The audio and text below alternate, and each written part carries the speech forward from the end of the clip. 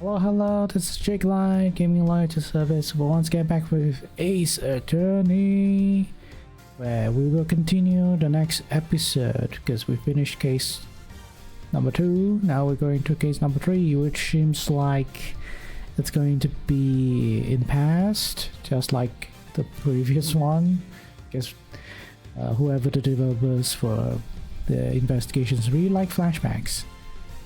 Without further ado, let's continue. Episode 3, Turnabout Legacy.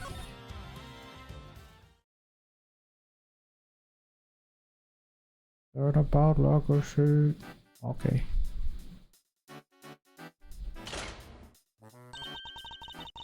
That's how we make the gate, kids. Okay. A 3 p.m. cake extravaganza. Macarons, waffles with cream, chiffon cake set up. Oh shit, I'm too slow. Laugh and sing, smile, it's true. All that sweetness waiting for you. Oh, wait, over there. The oven's got something special to share. Ping. Now, let's see what we got for you. Okay. It's cooking time. Are you ready to make something special together? And they died. Or something.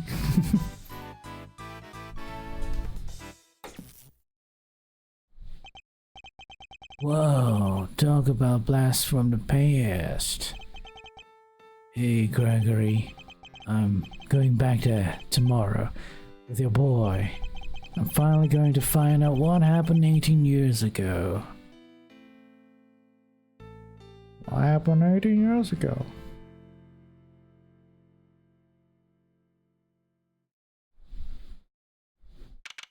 April 2nd, 10:05 a.m. Zodiac Hall Fountain Room. Oh, I thought we were going to be in past. Apparently not. Anyhow. Well, Fender, are you finally going to tell me what we're doing here? Why have you brought me to an art gallery of all places? What do I have to do with this guy's voice as well? Hey, you had nothing going on. Seemed like the perfect chance to come and enjoy the magic of star sign stuff together. I'm leaving. Chill, big guy. I'm just joking. You know about the IS-7 incident, yeah? The old man's last case? Of course. Von Karma took great pleasure in showing me the files as soon as I become a prosecutor. I reviewed them again last night after your invite. See? I was also present at the trial all those years ago, although my memories of it are somewhat hazy. What's your hate on him? His name is literally Defender. Anyhow, as a child, I was completely in awe of my father. The sight of him in court was inspirational. Gregory Edgeworth, attorney at law, and opposite him, the man who would become my mentor, Manfred von Karma. It was quite a case. However, it ended with the conviction of the accused. Ah, so you were there too. You were in the courtroom for Gregory's final outing? Well, that'll make explaining things easier. I wanted you to know something, see? That something being what really went down. Not the truth in those files, but the capital T truth. That's totally different. It was 18 years ago, smack dab in the middle of a real doozy of a winter. The buildings were covered with a blanket of snow. It looked like the streets were lined with popsicles. Things weren't so innocent behind those frozen doors. In fact, some pretty sordid stuff went down. But we are doing flashback. This was back before yours truly was the fine figure of an attorney you see before you today. Okay. 18 years ago. Hey, we are playing. Al's father. December 24, 5 p.m. Detention center visitor's room. Hey, Mr. E. I don't know. He sounds like when he's younger. This one really came out of the blue, huh? Oh no. You know, I'll just default with the same how mouse sound. His dad is gonna sound the same. It did. We're called in before the ink on the arrest papers was even dry. My name is Gregory Edgeworth. I'm totally a different person. I'm a defense attorney. I'm here visiting a client with my assistant, Eddie Fender. A murder on Christmas Eve? What's the world coming to? That's how it looks. It does. In the dark of the night, the end of the day, I saw two timely saviors are coming my way. Who is talking, man? Oh, it's this guy. Welcome, my friends, to the visitor's room. And if we're not friends yet, I'm sure we'll be soon. Whoa, whoa, talk about an entrance. I was not expecting that. That the card is doing the thing. Doing the, like the cheering or like gesturing, showing the performer thing. Anyhow, neither was I. Sorry if I surprised you. I'm just so happy to see you both. Thanks so much for coming out. Seriously, I can't thank you enough. You're the accused, I take it. I am. Gregory Edgeworth, attorney at law, at your service. See, he acts the same way as Miles, so he should have the same voice. Okay, now you get your past case. I look forward to representing you. This is my assistant, Eddie Fender. Pleased to meet you, sir. I'll do everything I can to help. Come on, Edward. Calm down, please. You'll have to forgive him. He's still new to this. He's been helping me out part-time, but he's far from fully fledged lawyer material yet. Nonetheless, I'm hoping he'll be of some assistance investigating the particulars of this case. Gregory and Eddie, it's an honor to meet you both. My job as a defense attorney is to save my clients from wrongful convictions. Also, he just wears like a detective. So the first thing to do is establish whether or not he truly is innocent. Perhaps we could begin by having you tell us a little about yourself.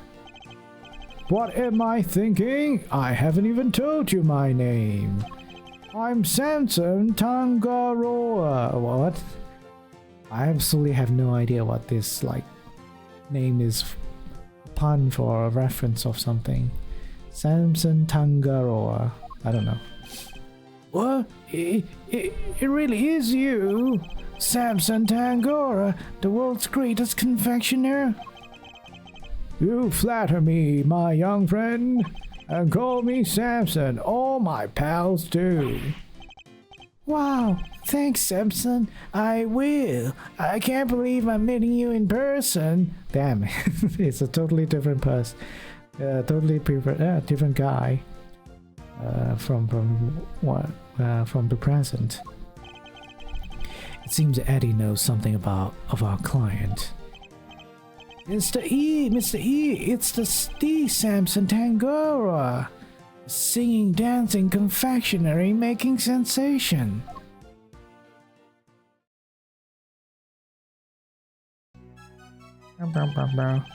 What shall we make today, kids? Okay. Macarons, waffles with cream, chiffon cakes that are light as a dream. Love and sing, smile, it's true. All that sweetness waiting for you. Look there. What, where? Over there. The oven's got something special to share. Ping. Now, let's see what we've got for you. Okay. I almost started dancing along. No way! I got to sing with Samson Tangaroa. This is a dream come true. Thanks, little pal. It means a lot to hear you say that. My apologies, but I think we need to discuss the matter at hand. Of course, I'm sure you're both very busy. All right, where would you like me to start? So, you're not just a confectioner, but also a singer and a dancer. Also, wait, check. 18 years old, a student working part-time at the offices of Edgeworth & Co, starting to be an attorney. Okay. My client, 39 years old. He doesn't look old at all. Man said to be the greatest confectioner of his generation. So you're not just a confectioner, but also a singer and a dancer? I sure am. When I'm having fun, my body just starts moving. You must really enjoy making desserts. Haha, wouldn't be of a confectioner if I didn't. I live to make sweets that will bring joy to others. Hey, they're not just things, they're work of art. Sparkling, dazzling, mouth-watering creations, the stuff that dreams are made of. So he aims to create joyous, inspirational pieces, does he? Okay, who did you kill? I understand that the incident in question happened at your mansion. It did. We were holding an international confectionery contest there when a body was found inside one of my creations. Inside one of your... No way! The detective in charge placed me under arrest because of it, and now here I am. But I could never take a life. Never. I'm sure the police will see that too in time. They'll realize their mistake. I sure hope so. What can you tell us about the victim? His name is Artie Frost. Okay. Why? Art? I mean Frost, I guess like frosting because he died in desert. Anyhow. Or maybe hard frost? No, I don't know. Or art as in literally art. You know. Art. Artistic or whatever. He was taking part in the contest. Mr. Frost was a wonderful confectioner. His creations were things of real beauty. I just don't understand. Why did he have to die? I'm sorry. He seems genuinely upset over the victim's death. Is he? Is he though? It hasn't changed any emotions since he started talking, you know. I think I have a pretty good measure of the man now. I don't think you have, Gregory. Mr. Tangaroa, there's just one last thing I need to confirm with you. You didn't kill Mr. Frost, correct? Correct. I swear to you, I didn't do it. Totally not. Like I told you, I could never take a life. Never. See this face? I'm so remorseful, so sad. He seems quite sincere. Sure. You're either really good at like noticing his emotions or not. It's either one. All right, I'm going to take you at your word. Thank you for being so forthright with me. Likewise, it's good to talk to somebody other than those detectives. We'll head to the scene of the crime and see what we can learn. We'll be in touch when we have something more to tell you. Goodbye, Gregory. Goodbye, Eddie. I'm counting on you both.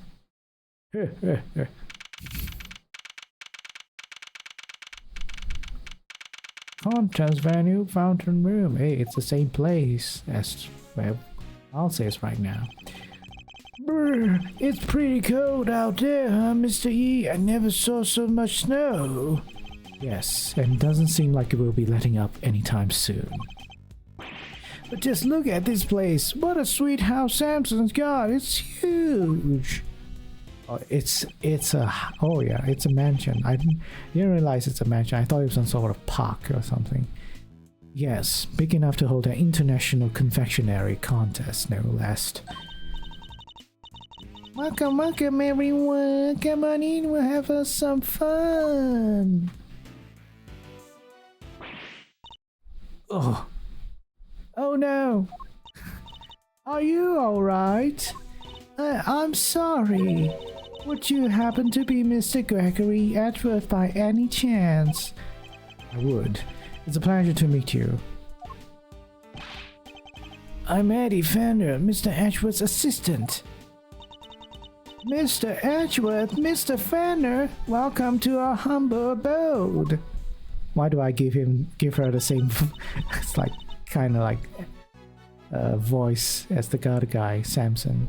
Judy Bound, it's an honor to meet you both. I'm the housekeeper here, and Mr. Tangaroa's assistant.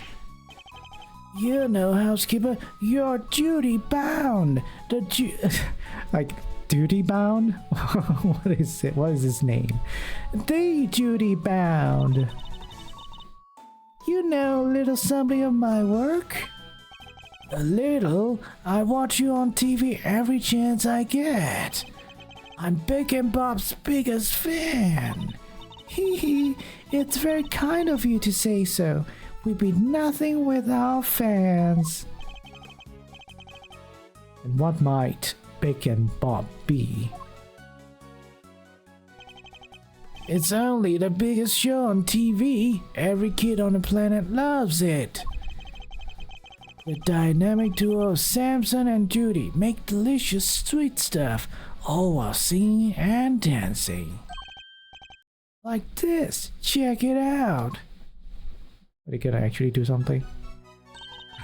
What shall we make today, kids? Oh no.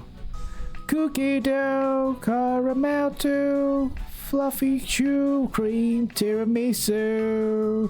Everyone, come along, baking treats with a smile and song. Oh, well, yeah, it's true. The oven's got something special for you. Just take a bite and you will see. Maybe, I don't know, I should actually sing something. I'm just like reading the lines. It's more cringe though. That was a wonderful performance, Mr. Fenner. Bravo! I dance along every time I watch the show. Perhaps Smiles might enjoy it too. I'll suggest it later. But all this dancing really takes it out of a guy. I'm sorry. I'm so sorry. I'm the world's worst hostess. Here, nothing relaxes the body and mind quite like a cup of tea. It's totally not poisoned.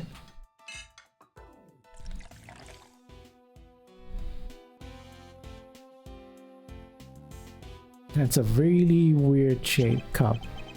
Ah, this is Ceylon, correct? It's delicious. Its citrus aroma is said to improve one's ability to concentrate, as I recall. Interesting. So this is what Ceylon tea tastes like, huh? How odd. The saucer's cold.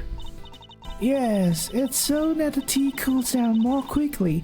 I'm afraid some of our guests don't like it too hot. I see. These teacups are very unique too. The design is really something. You think so? Thank you so much. I ordered them all the way from France. They are my absolute favorites. They were designed by a marvelous sculptor named Paul Halik. I don't know. Is it a pun? Halik. Have you heard of him? He makes the most amazing tableware in the world. You're clearly a big fan of his work. Oh, I am. These teacups are my greatest treasure. She's suddenly not afraid to show when she's passionate about something. If you don't mind, Miss Bound, I'd like to move on to the reason we're here. Can you tell us everything you know about the unfortunate incident that occurred earlier? Of course. I'm sorry for getting so distracted. I guess I'm still in shock. Because I'm the one who found the body, you see? You discovered the victim. Is it true that the body was recovered from inside one of Mr. Tangora's creations? It is. We're in the middle of the contest's final judgment phase when I heard the sound of something big collapsing coming from Samson's room. Samson, are you in here? Ah! I opened the door and went inside and there was Mr. Frost's body. Thank you. I'm sorry to make you relive such a traumatic experience. Think nothing of it, please. I only wish I had more to tell you. Now, if you don't mind, Miss Bound, I'd like to begin our investigation of the crime scene. Oh, Mr. Edgeworth, Mr. Fender, you have to save Samson. He's no murderer. He could never do something like that. Of course. Leave it to us, Miss Bound. Thank you so much. I'll go serve the others their tea then. Come, Eddie, to the scene of the crime. Yes, sir, Mr. E. It's young... I don't know his name. What's his name again? December 24th, contest venue, Tangora's room.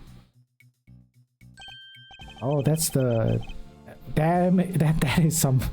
What? That's made out of wood? What's made out of food, though? No way! Everything in this room's made of chocolate! That's made of chocolate? That don't look like how chocolates break, though.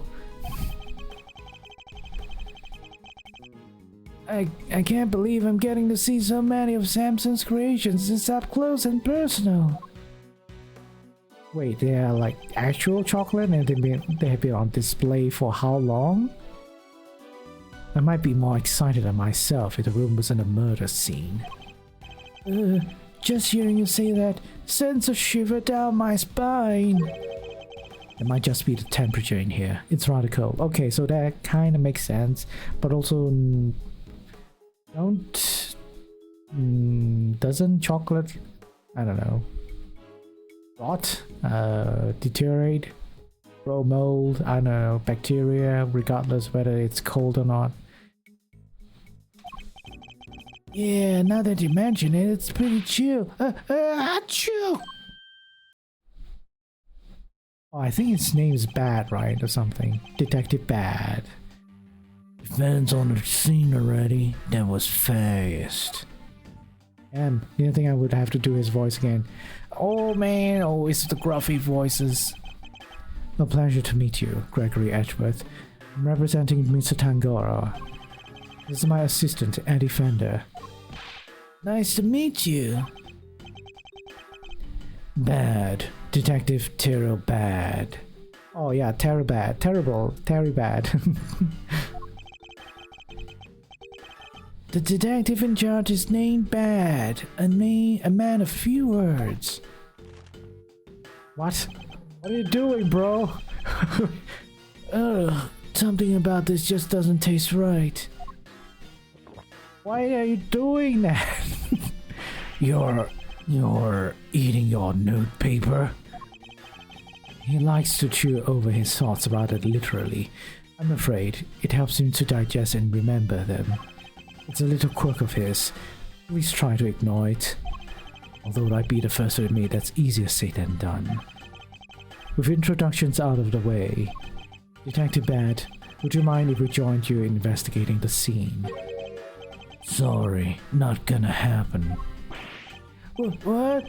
How come? Mr. Edwards is Mr. Tanguro's attorney. Yeah, and attorneys will do anything to get him off the hook, even put words in their clients' mouths. You think I need that on my crime scene? Mr. Edward would never do something like that. I don't trust attorneys. Okay, kid. Detective, you established my client's supposed guilt based on the investigation of the crime scene, correct? That's usually how it works. Yeah, what of it? Then extend me the same courtesy. I believe he is innocent, and I would like the chance to prove it. You believe he's innocent, and you didn't even see the scene yet? That's some flimsy lawyering. That's exactly why I wish to see the scene for myself. I need to ensure that my belief is based on solid evidence and sound reasoning. You're about to tell me you're not living until I let you look over the scene? I am. Just... Fine. Knock yourselves out. Thank you, detective. Oh yeah, it's a lollipop. He doesn't smoke. I'm coming around with you. Like I said, I don't trust attorneys. If you're good with that, then go ahead and get to it. That was a lollipop this whole time? I must admit, I didn't see that coming either. We'd better get started then. I'll need you to take notes, Eddie. On it, Mr. E! Let's get this over with.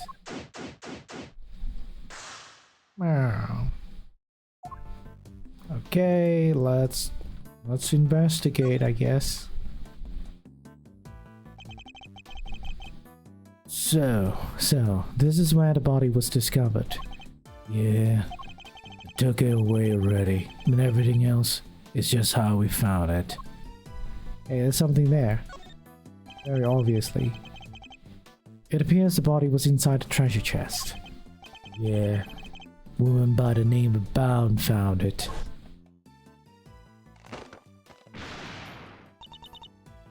Sapsod, are you in here? Yes. Seems she heard something breaking and came in to see what it was. If only we had just a little more information. There's something else in here. It looks like a seal of some kind. Somebody's initials and an intricate shape carved into it.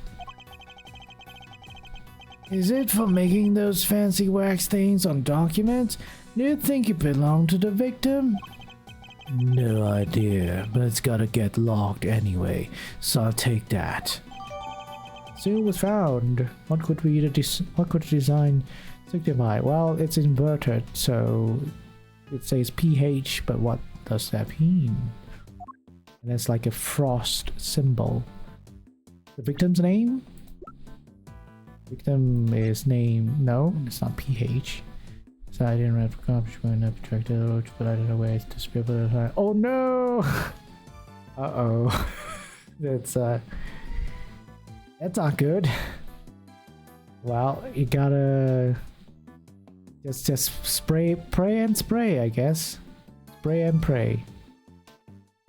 Spray everywhere, and then hopefully you manage to get it. Anyhow, what's on the other side? Voyage of the Red Rover. It's titled Voyage of the Red Rover. After sailing the seven seas, this legendary ship happens upon a great treasure at last. This piece is a tribute to the adventurous spirit of our ancestors. Who knew? So they sailed 6 whole seas before they found anything. Not exactly the luckiest crew out there. Sometimes you gotta take a bunch of wrong turns before you find the truth. That's what being a real detective is all about. They even have detectives back in those days. Probably not. I don't think... maybe I should do this. It's really rather impressive, making an entire ship out of chocolate. That's Samson Tangaroa for you. Don't you just want to take a big bite of it? Which part to bite first, though? That's a real head-scratcher, you know? Bite any part of it, kid, and you'll be off this crime scene so fast your head will spin. Hey, it was just a joke. Just stop staring at me like that. I do sometimes wish Eddie could keep his cool a little better. Okay. Yes, we're done looking around this. How about this thing here? Can't interact with it? Okay, how about you, bro? What are you investigating, officer? Sir, I was just taking the temperature of the water here. And what have you learned? Oh, it's warm, sir. The stream is in each room, falls into the main fountain, and then the water is circulated back to the rooms. Unusual, to say the least. I've never seen a house quite like this one. Rich folks, they're all crazy. How's it looking over here, officer? Nothing of interest in that cupboard, or... Yes, sir. So, there is... no, there isn't. Just a blowtorch used for cooking and some tableware, sir. You heard the man, Mr. Attorney. Nothing to add, am I right? No. So, you do have something to add. Oh, no. Just can't get a straight answer out of anybody. Perhaps you should ask a straight question. Alright. I guess we'll talk to you, man. And you are... Oh no, some Asian guy. Whew. Sorry, meditating. Did you want something, detective? Oh, I'm an attorney, not a detective. Gregory Edgeworth. A pleasure to meet you. And I'm his assistant, Ellie Fender. I see. Name's Carmelo Gusto. Oh, he's okay. Caramel. It's a Carmelo Gusto. I'm a confectioner here for the contest. You what's your specialty, Mr. Gusto?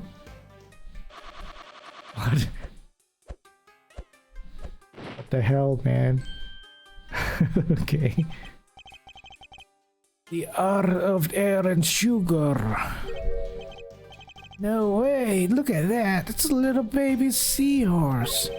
It's a dragon, a noble soaring creature of the skies. That's a dragon? It does look more aquatic than airborne. No need to sugarcoat it. My design is sense weak, and I know that better than anybody.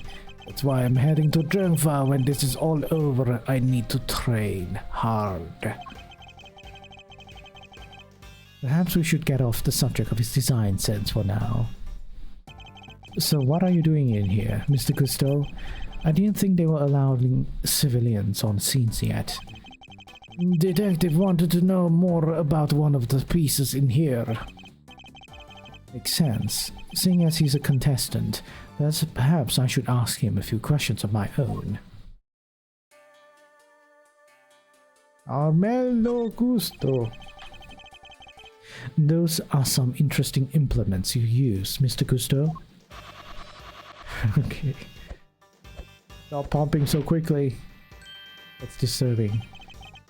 Sugar blowing pumps. They are putting air into the sugar. That's so cool. It's like watching a sword master do his thing.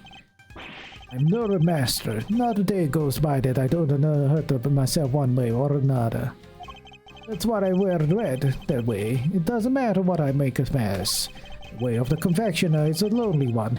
You never stop running. Not until you die. The way of the confectioner sounds like a long one too, if he's still injuring himself on a daily basis. He's just clumsy. What can you tell us about the contest? Based on what we've seen so far, flavor doesn't seem to be the only criteria at play. The contest was Tangaroa's idea. It's about art. Confectionery as art. Confectionery as art? Art you can eat, every part of it. Every single item in this room is edible. The whole place does kind of smell like chocolate. Tangaroa is a genius, a once-in-a-generation talent, flavor and flair. He has it all. And if you can't outdo the god of confections himself, you can't win. I don't know, man. Beating out the greatest in the world seems kinda hard, yeah? As it should be. Whoever beats it here becomes the greatest in turn. That's the real prize here. Nothing else matters. So you're competing for a title, effectively. And a treasure, the ultimate cookbook, Tangaroa's most prized possession. If you want to know more, it's all written down here. It's a list of rules that was given out to contestants. Okay. Can I read it? Ultimate Cookbook, the title of World's Greatest Confectioner. Rules. Judging will proceed clockwise from the leftmost room. All contestants together in Mr. Tangaroa's room when judging ends. Non-confectionery items may not be used as decoration. Stands and display materials will be provided. Contestants may not enter another contestant's room until judging has been completed. I see. Sorry, I don't know much about what happened. I only heard about it after the judging was over. How was the judging organized? It started at 3 p.m. Tangaroa began making the rounds right around then. He left his own room, then worked his way around the venue clockwise. My creations were the first to be judged.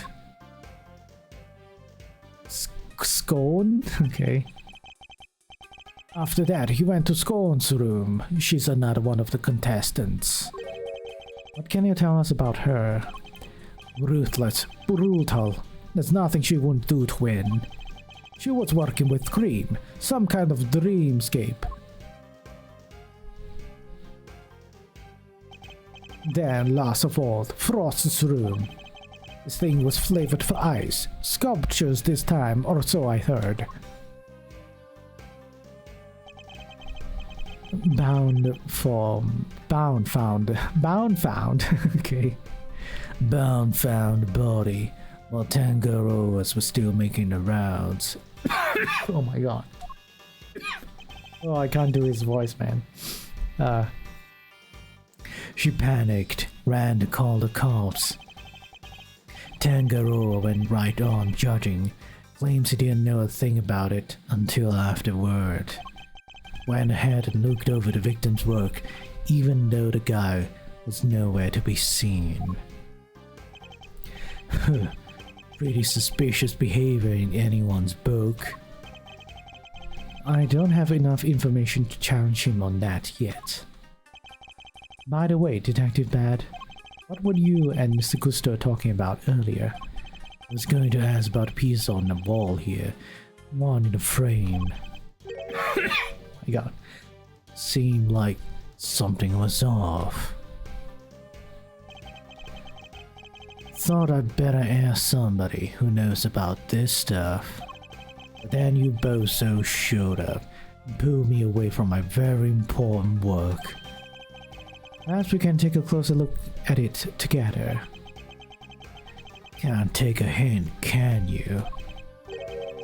Mr. Gusto, would you mind helping us out? Of course. Confectionery is my life.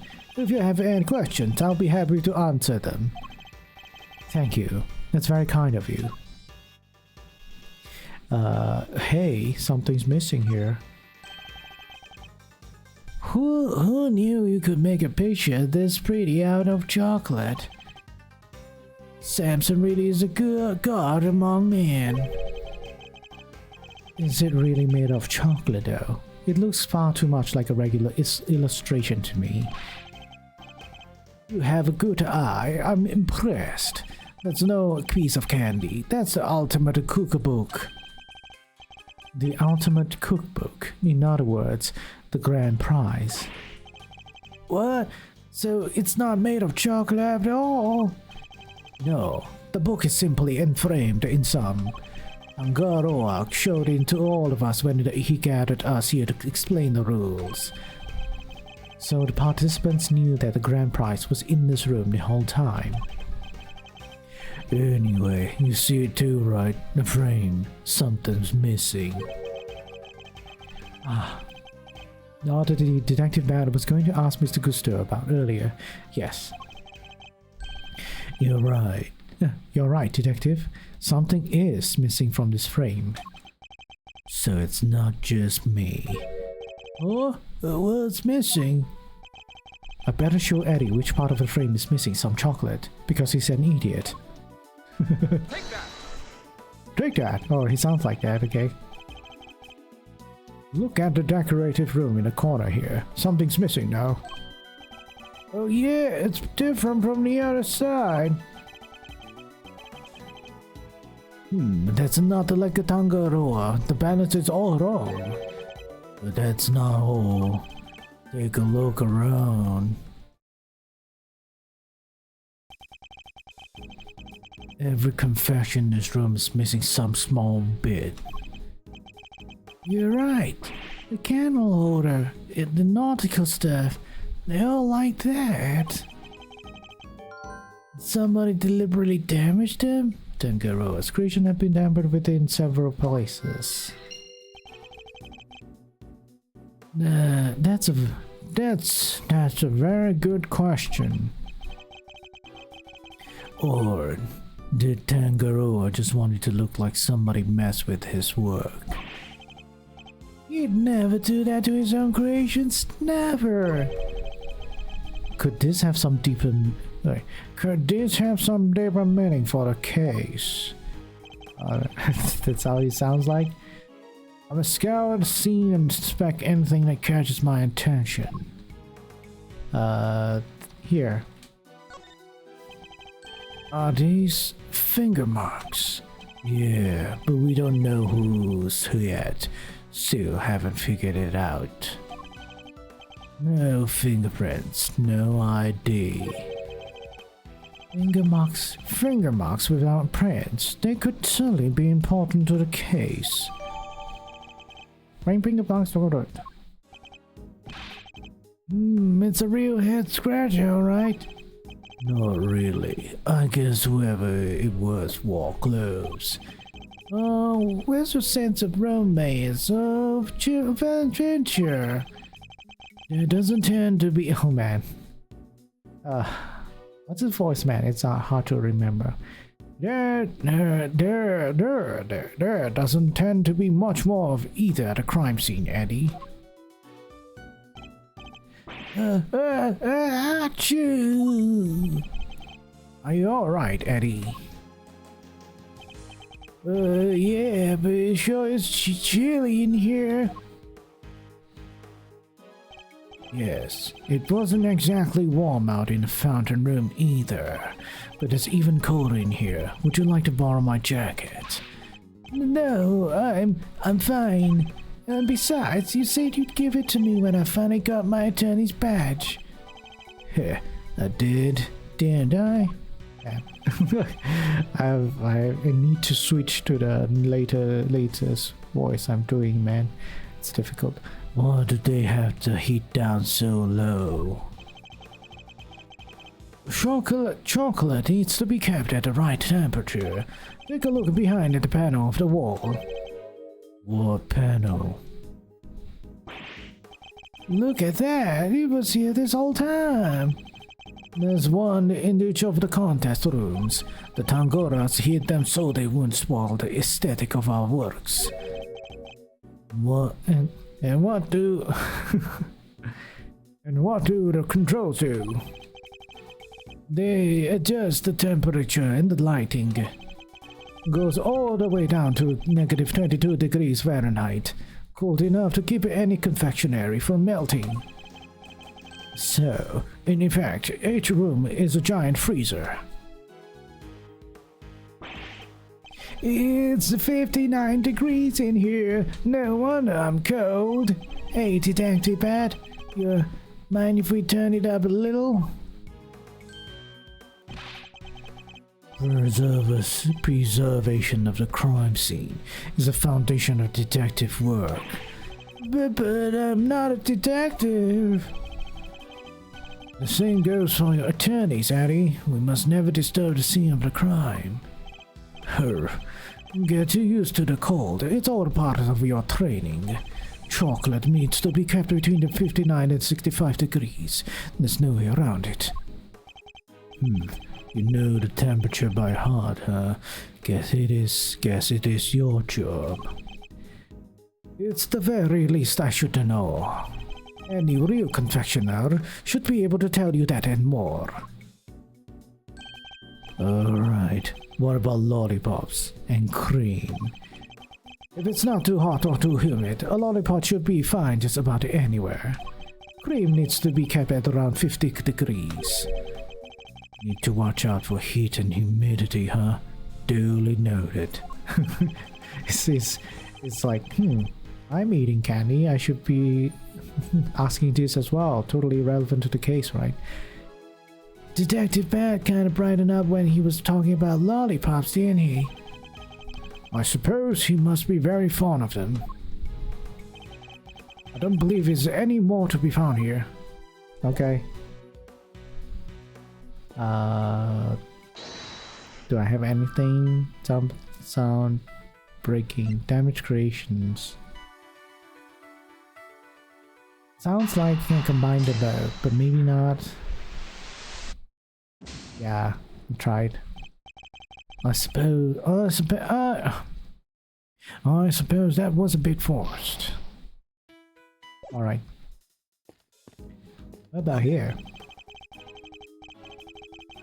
There's some very tasteful tableware here, along with some kitchen utensils. This tea set is of the same design as the one Mr. Mao served us with earlier. You think Samson could have been drinking tea out of that? Belt and cup were dusted for prints. His were the only ones they found. And was that the case for the utensils too? Everything else has been washed, so there wasn't any prints to find. And if Mr. Tangaroa was wearing gloves while he was working on his confectionaries, could explain why prints were only found on the teapot and cup. Aha. Anything else? This is a fine selection of nautical paraphernalia. You think one of them could be the murder weapon? No, they're all made of chocolate. We'd have a hard time bludgeoning somebody to death with one of them. Tisk, can't tell what's real in here. They really do look genuine. I can hardly tell the difference myself. A true testament to Mr. Tangaroa's skill. Okay, let's go out.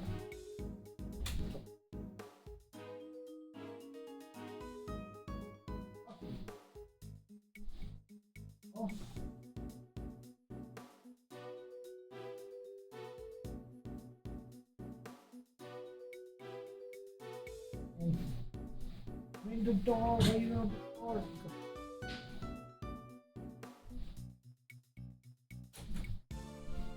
Okay, I guess he wants to be out just like at the entrance of the door. Anyhow, sorry about that. Hey, let me see. Oh, I just got evidence. It wasn't an extra thing. Investigate it. Guess I need to... Oh, here again? I've not investigated anything from here.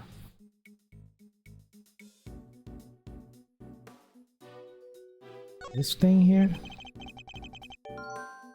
One of the stands for the ship is broken.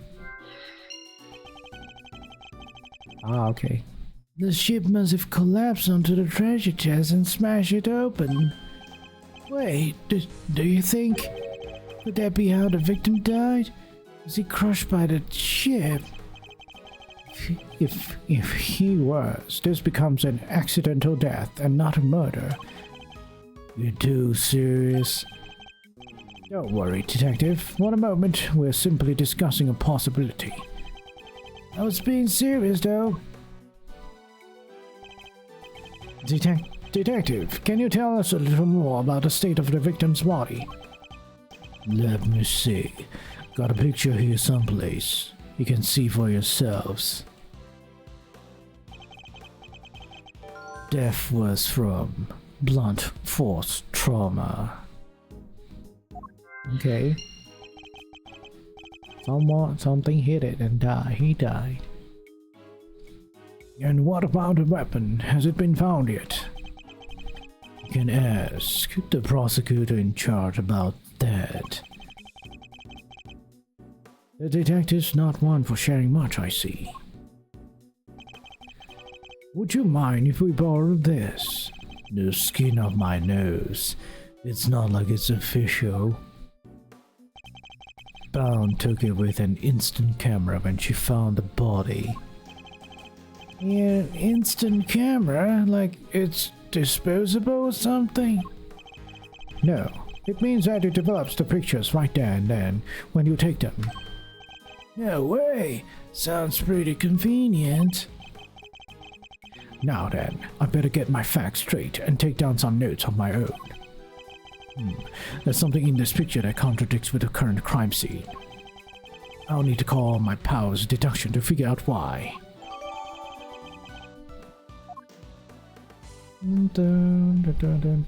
Okay, I think that is what I want. Something broken sand, this one and this one. Join. The stand broke and the ship collapsed with it. The sound and the loud sound it made brought Miss Bound running. Say the ship had already keeled over by the time she got in here. But why did the stand collapse? What caused it to break? Maybe the whole thing was off balance from the get-go. Could that really have been the case? Why did it break? Tempered, maybe. That's been tempered. All of Mr. Tangaroa's creations are missing a little piece each, including one of the stands that was holding up the ship. Somebody really went all out. Do you think it could have been the killer? Certainly a possibility. Either way, I think we can safely say the stand was damaged in our mystery person's tampering spree. When it broke, the ship fell and smashed open the treasure chest, which would have remained closed otherwise. And I have more things to investigate, perhaps. Probably talk to this guy? No, it says that there's a check mark right either. Oh, about here. Gloves. The Tangaroa wore them when he was working on his masterpiece over there. They're conveniently good at hiding fingerprints too. I suppose it's possible to employ them in such a manner, but it is really all that suspicious to find a pair of gloves in a kitchen like this. I'm a detective. Everything's suspicious. That's the job. Bum bum bum bum bum bum. Oh. Wait, you don't believe there's anything to be found yet? You want me to still interact? These controls can be used to adjust the room's temperature and lighting. Red, yellow, green, dark blue, light blue, white. That's a huge range. Temperature set to 59 degrees. Light colors set to white. The pieces in here are made of chocolate, that is why. While light makes them look better. Mr. Tangaroa must see the room itself as a part of his carefully crafted creations. Okay, if you say so, if you say that's all I need to investigate, and I don't have to investigate it, then can I leave? I can't leave. So, what is it? Maybe I have to like examine evidence or something. The journal belonged to the captain of the chocolate ship, also made of chocolate. Diary of Despair, that's some title. Come, hearken, see how we crossed the sea and rode the red tide to misery. What a jaunty rhyme of such a tragic sounding tale. The candelabra made of chocolate. There's a little title here, The Light of Life. Well, this particular light seems to be missing one of its life-giving flames. Does it have some sort of symbolic meaning? What could it be? Bum, bum, bum, bum. The picture is not made of chocolate. It's the cover of a book, the Ultimate Cookbook.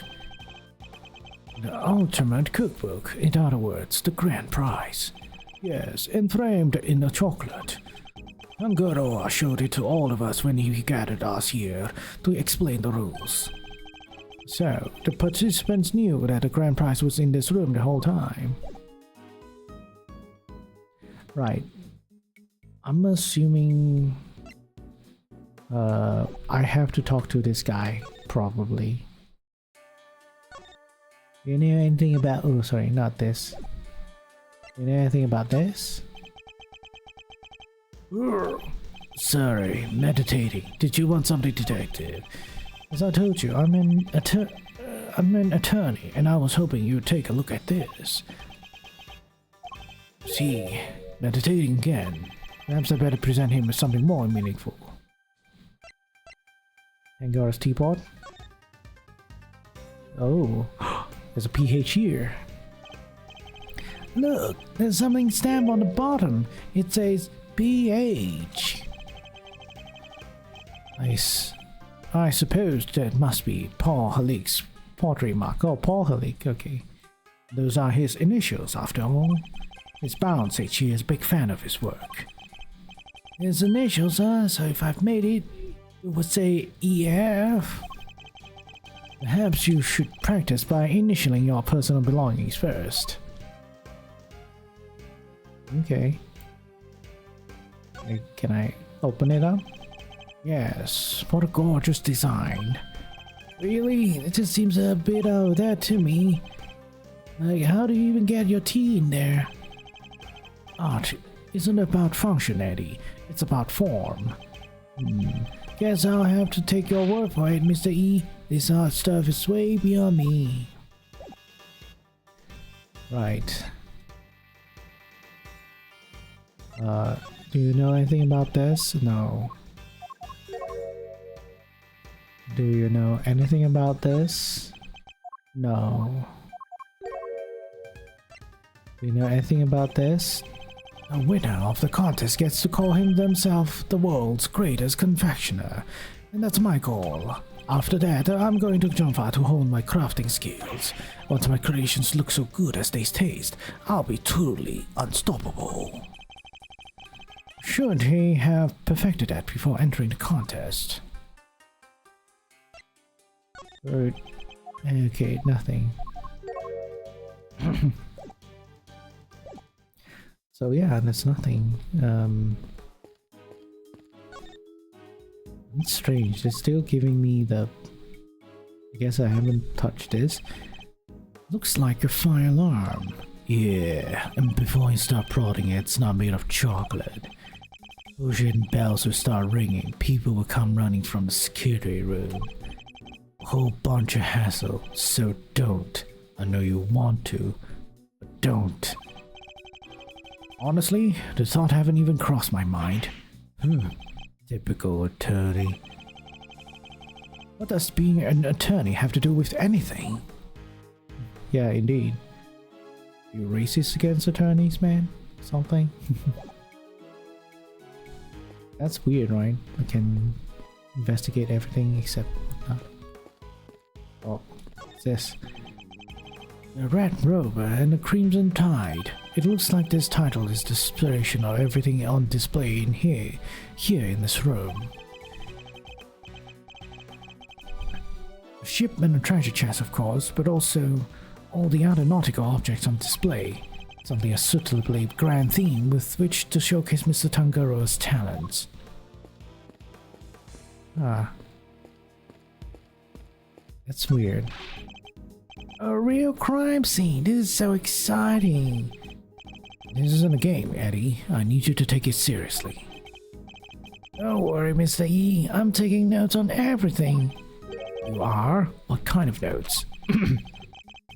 Notes about how all this delicious stuff is made. Can't wait to try it for myself. I'm not playing around, Edward. Take this seriously. Yes, Mr. Edgeworth. Okay. Do I talk to a detective? What is it?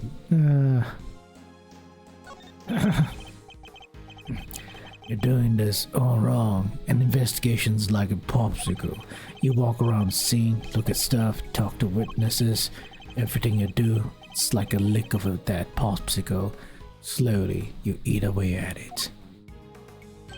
Until all that's left is the stick. Within that stick is the truth. And I suppose I better hope it doesn't say guilty. Nothing has been moved since the body was found, correct? Reserve the scene. It's a rule number 1 of any investigation. They took the body away, but everything else untouched. Would you tell us a little more about the state of the body before it was taken away? I took a picture. You have to make do with that, Mr. Lawyer. I get the feeling that a good detective is none too fond of defense attorneys. Probably best not to rely too much on him, and search the scene for clues and contradictions myself. But I've searched everywhere. Found nothing except for this one. Like, it's still telling me something I can investigate. I don't think I have anything to investigate anymore. Well, except for this one. This must be the title of the piece. Angel beset by thorns. That's pretty mysterious. It gets you thinking, huh? I think I'm a fan. Huh. You have a good taste. I'm especially fond of it myself. It's simply captivating. Mr. Edgeworth, Mr. Gustav praised me. Now, Eddie, don't make this into a thorny issue by bragging about it. You have a bad taste. Was that a dad joke, Mr. Edgeworth? I better make note of this momentous occasion. Where did I make a joke? Dad or otherwise? Yeah, I can't keep fix the voice for him. It will need time, I guess. Now I investigate everything. Seriously, have I evidence that I can combine? No, right? So it's back here, is it? I must deduce something's wrong here. Maybe this. Would this be related to evidence somehow? This one? Eureka! No, considerable. So there's a contradiction. I was considering a ship before. So now you're lucky it's better chocolate. To be ordered right now. Float down that little stream there. Not exactly the most measure. Blah blah blah blah. You gotta think of it one more time. There's something missing that ought to be here. Something missing that ought to be here. Do I have anything that's supposed to be here?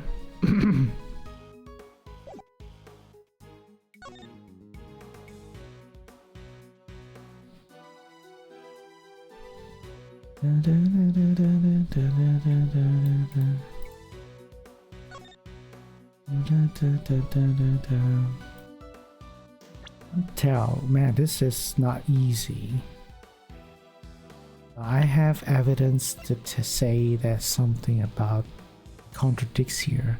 The crime scene photo. The victim's body was found in Samson Tinker's room. Inside a chocolate treasure chest. The cause of death appears to have been blood. Was following blunt force trauma.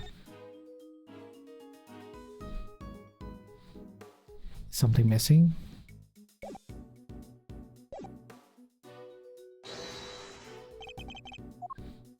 I'm just do this.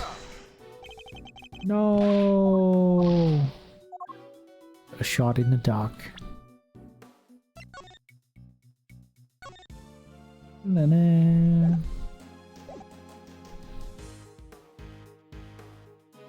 I mean...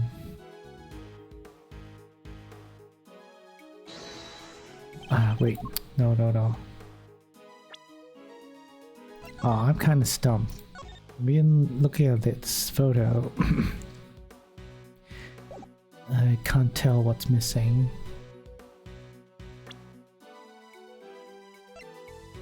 Missing the rules for the contest. Oh yeah, they see. It's a thing about like he's not supposed to be here. Oh, that's rules. No! Oh my god, I am.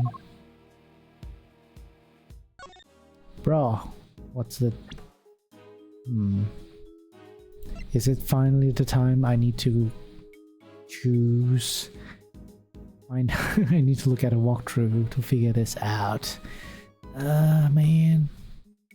Is the token now related to whatever evidence you had there? This is the thing I have. I mean, I discovered it. It appears to photos from some treasure, yes. Wait, is this different? Oh no, it's not different. Oh, seems she heard something different. Came into to see what happened. Something else will yeah, it's the same conversation.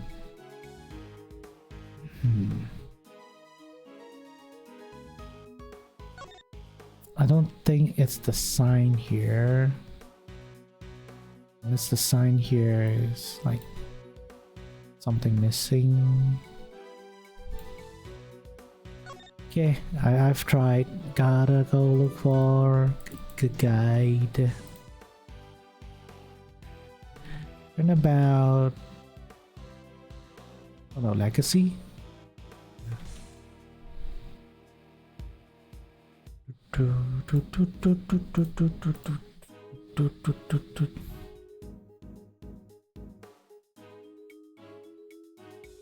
Give me the answer.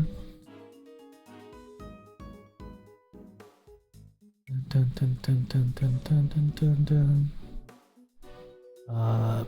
Beginning.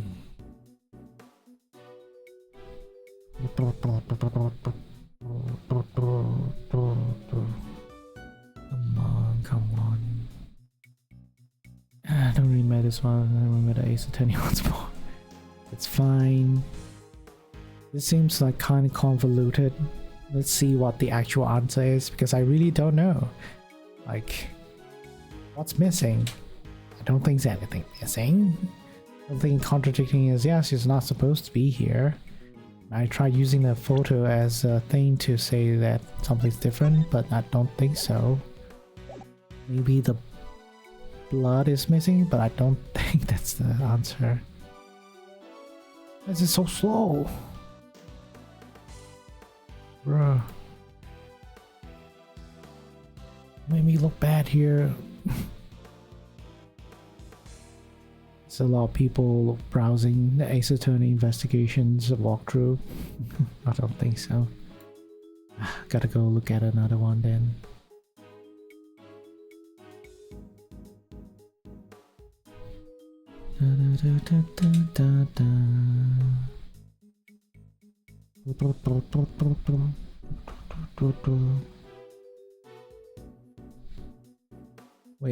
Wait, okay. By examining the examine the ship again and deduce the missing part of chocolate next to the outline's head and present the crimes. Huh? Missing part of the chocolate. Missing part of the chocolate next to the outline's head. This?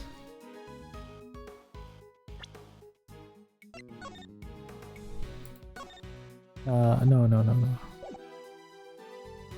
Missing outline chocolate.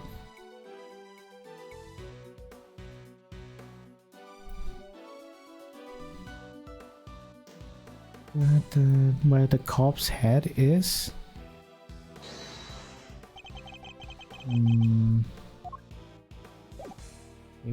Wait. Different color?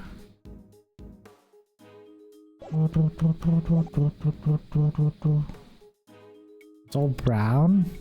Am I colorblind or something?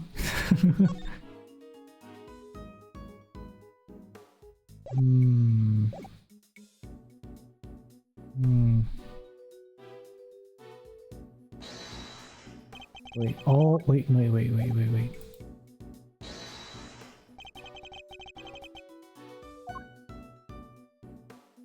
No, let me just...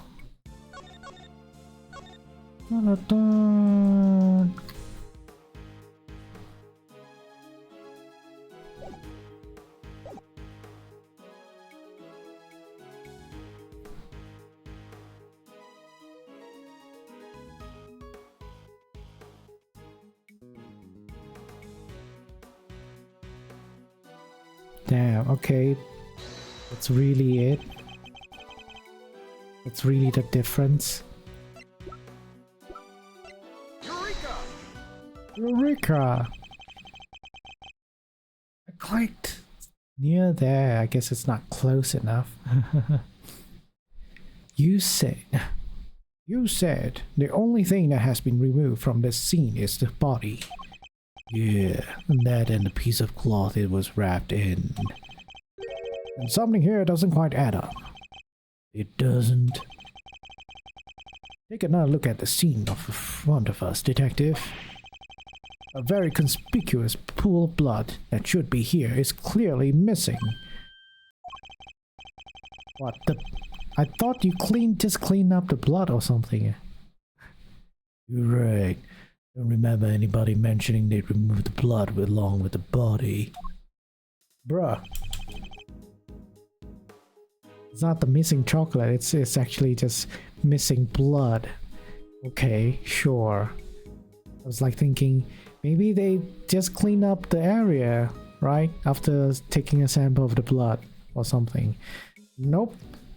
Apparently you're not supposed to clean the blood? Why? What? Bro.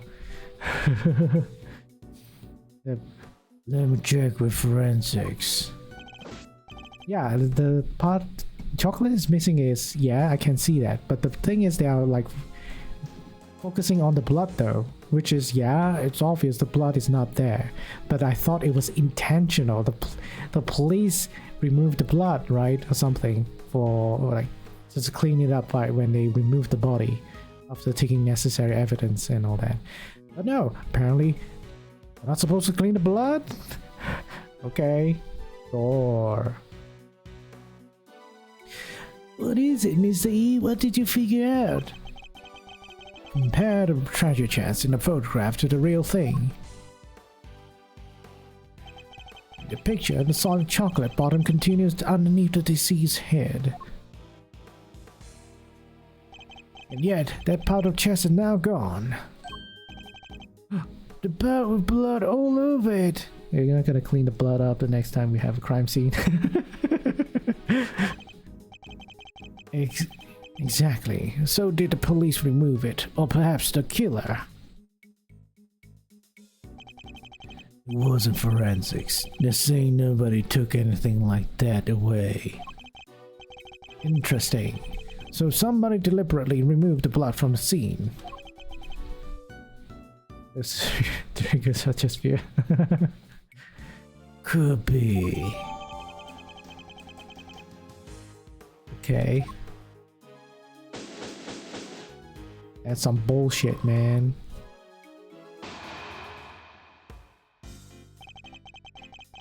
I think we're about done here for now. Well, if I wasn't convinced before, I am now. Tangaroa did it. No two ways about it. What do you mean? All the rooms in this place, locked from the inside. The only way to unlock them from the outside is with this key. I see. And who had access to that key? Who do you think? Tangaroa. And it's the only one. There aren't any copies. I see.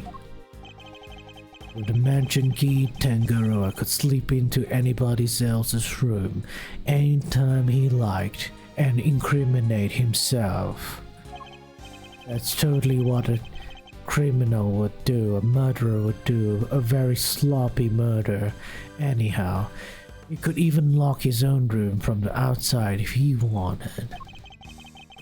But Mr. Tangaroa's room wasn't locked, was it? Nope. Which is exactly what makes him a suspect. Would you care to explain your thinking?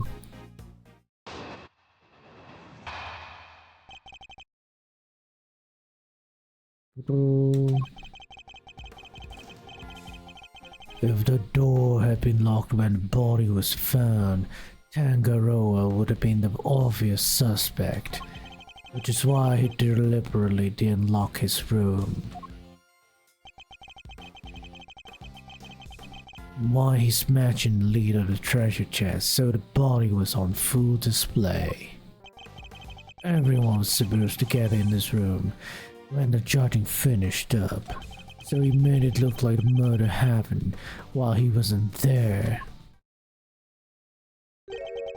One thing he didn't plan on was Bound finding the body. Anyway, that's my thinking on this whole thing. Good enough for you, Mr. Attorney? Do you also believe it was Mr. Tangaroa who damaged the other pieces in his room? Yep. I know you have to believe in your client. That's your job. I'm a detective, and I serve the law. No matter how squeaky clean somebody might seem, a suspect is still a suspect, including you yourself. I fully understand your reasoning, detective. Now, would you mind if I applied a little critical thinking of my own? Heh, do your worst. Just as the detective won't compromise his devotion to the law, I won't compromise my beliefs either. I'm not about to just accept his version of events, in fact. I'm going to show him the piece of evidence that highlights the contradiction in his claims.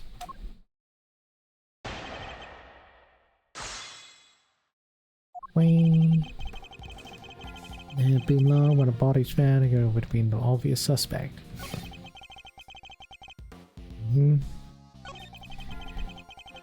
Smashed the lid of the treasure chest so the body was on full display.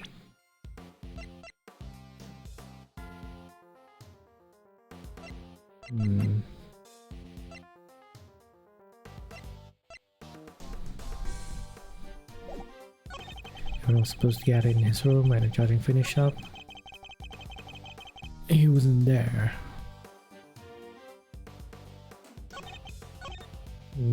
Maybe I just press this. You're saying Mr. Tangaroa himself deliberately smashed the treasure chest open? Yep. If he had it, the body would have never been found. I struggle to see how he managed to destroy his creation while judging the contents at the same time. Exactly, and besides, there's no way he would have disrespected his sweets. He eats every last crumb and bacon pop while dancing. That's the only way his stuff gets destroyed.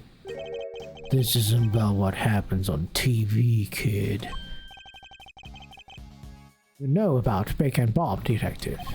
Am I the only one who isn't familiar with this show? Whoa, I never would have guessed. Can you sing the theme song too? Never mind that now. Focus. Point is this. Tangaroa was responsible for breaking that lead. I don't think so. There's no one in Wiki that so then Tangaroa was in possession the whole time. The body was the thing. Someone was supposed to frame. Leave any marks. Guess it's not this one. Hold it. The charge began in Mr. Gusto's room, correct? Yeah. Kinda wanted to check his hard candy stuff out myself. In that case, how about a demonstration?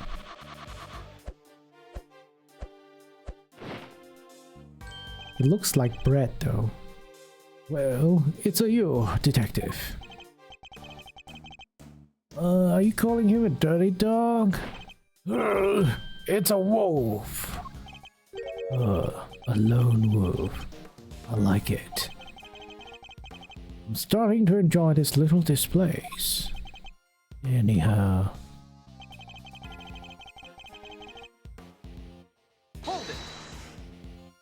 Hold it. Do you have a clear idea of when exactly the murder took place?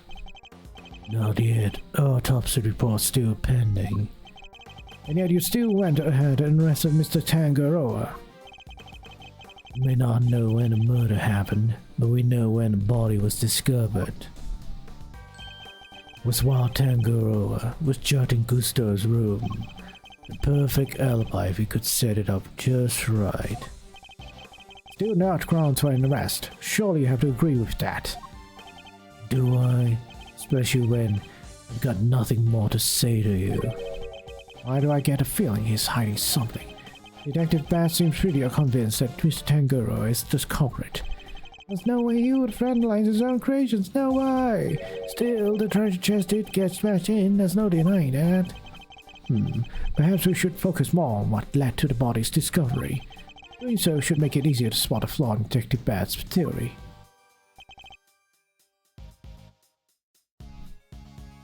If the door had been locked when the body was found, Tangaroa would have been the obvious suspect.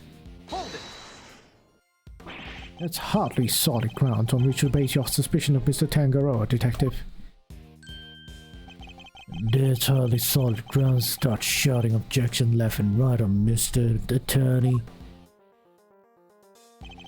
Maybe quit interrupting and let me finish. He didn't lock his room. Why would he deliberately not lock his door? Because if he'd lock it, he might as well have held up a sign saying he did it since he had the only key.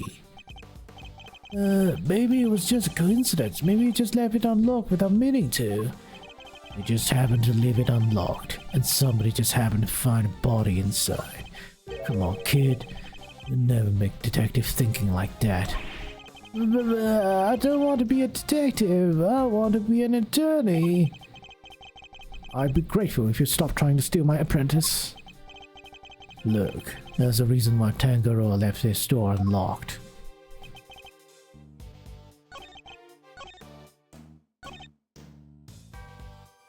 I don't know. The one and only key that unlocks every door in the mansion. Tangaroa is in position of the entire time.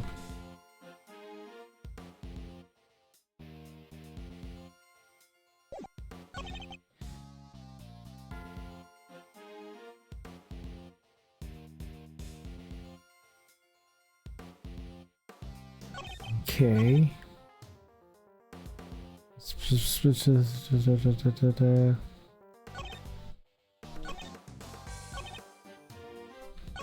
It made it look like the murder happened while he wasn't there. We're supposed to get in his room when judging finished up.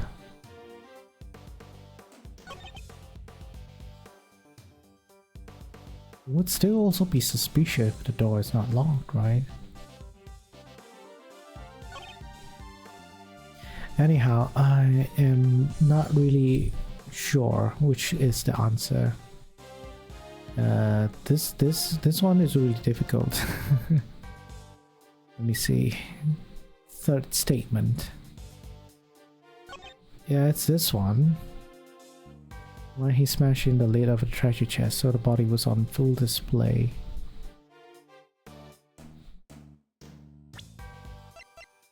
The police have taken custody of the body.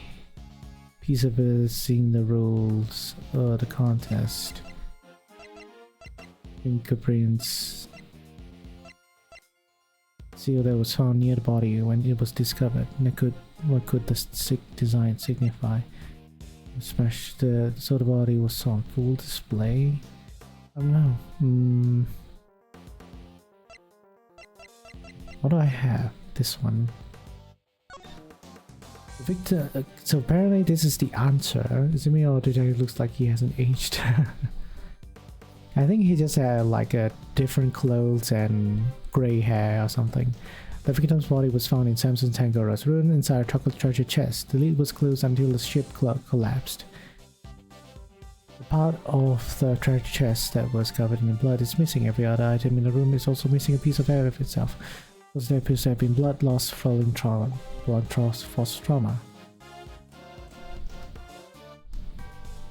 Why he smashed in the lid? No. Objection.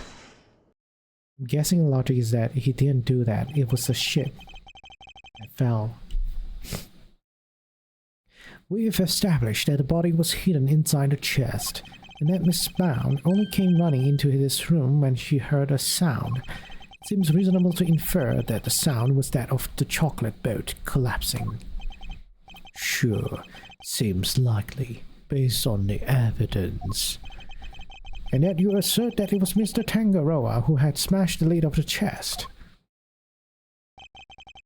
I believe this photo makes it clear that it was the ship that did the smashing.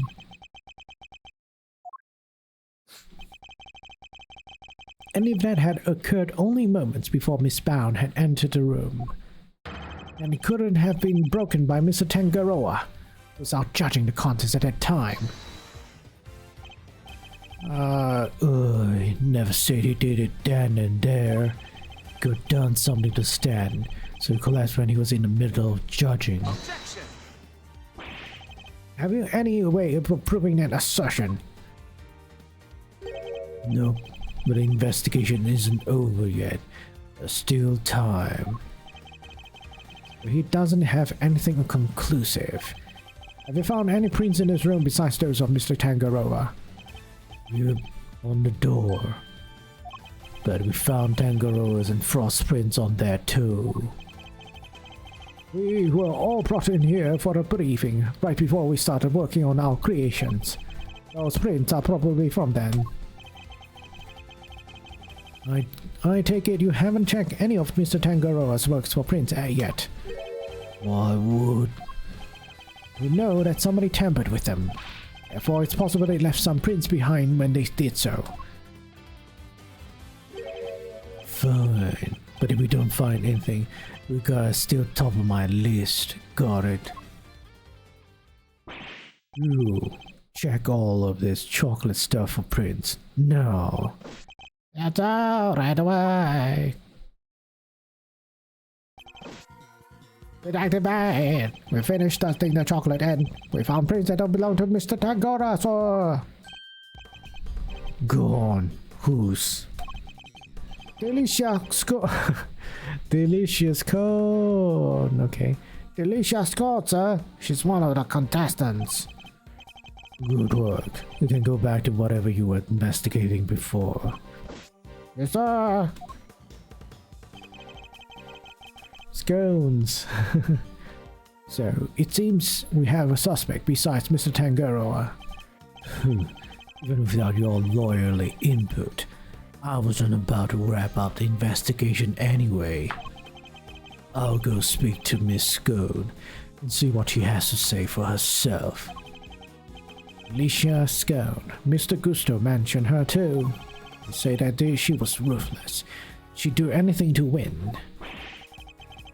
Miss Scone lady sounds like pretty suspicious character, huh, Mr. E? Yeah, Yes, I think we better try to speak with her ourselves as well. Detective Bat, would you mind if we accompanied you? Babysitting you is not my job. Oh, come on! But I guess you did pick up a couple of useful clues already. So if you want to tag along, be my guest. Thank you, Detective. You're too kind.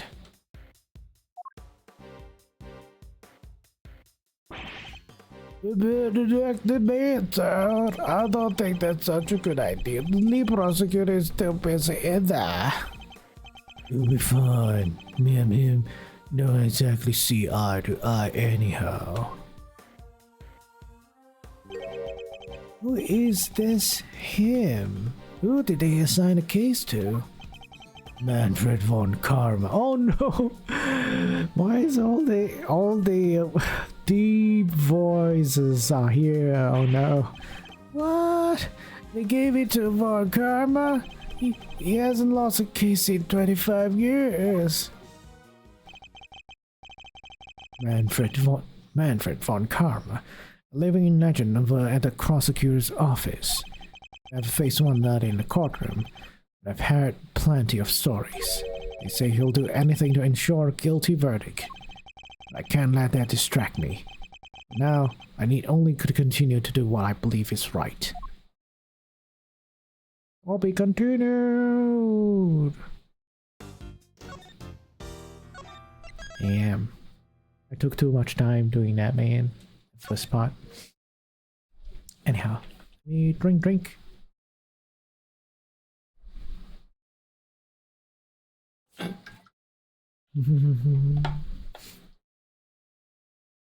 But not a person with a very, very deep voice. How fun. Stretch. Oh, that's Alicia Scone. Doesn't look like a killer at all. Her hair looks like scones, is it?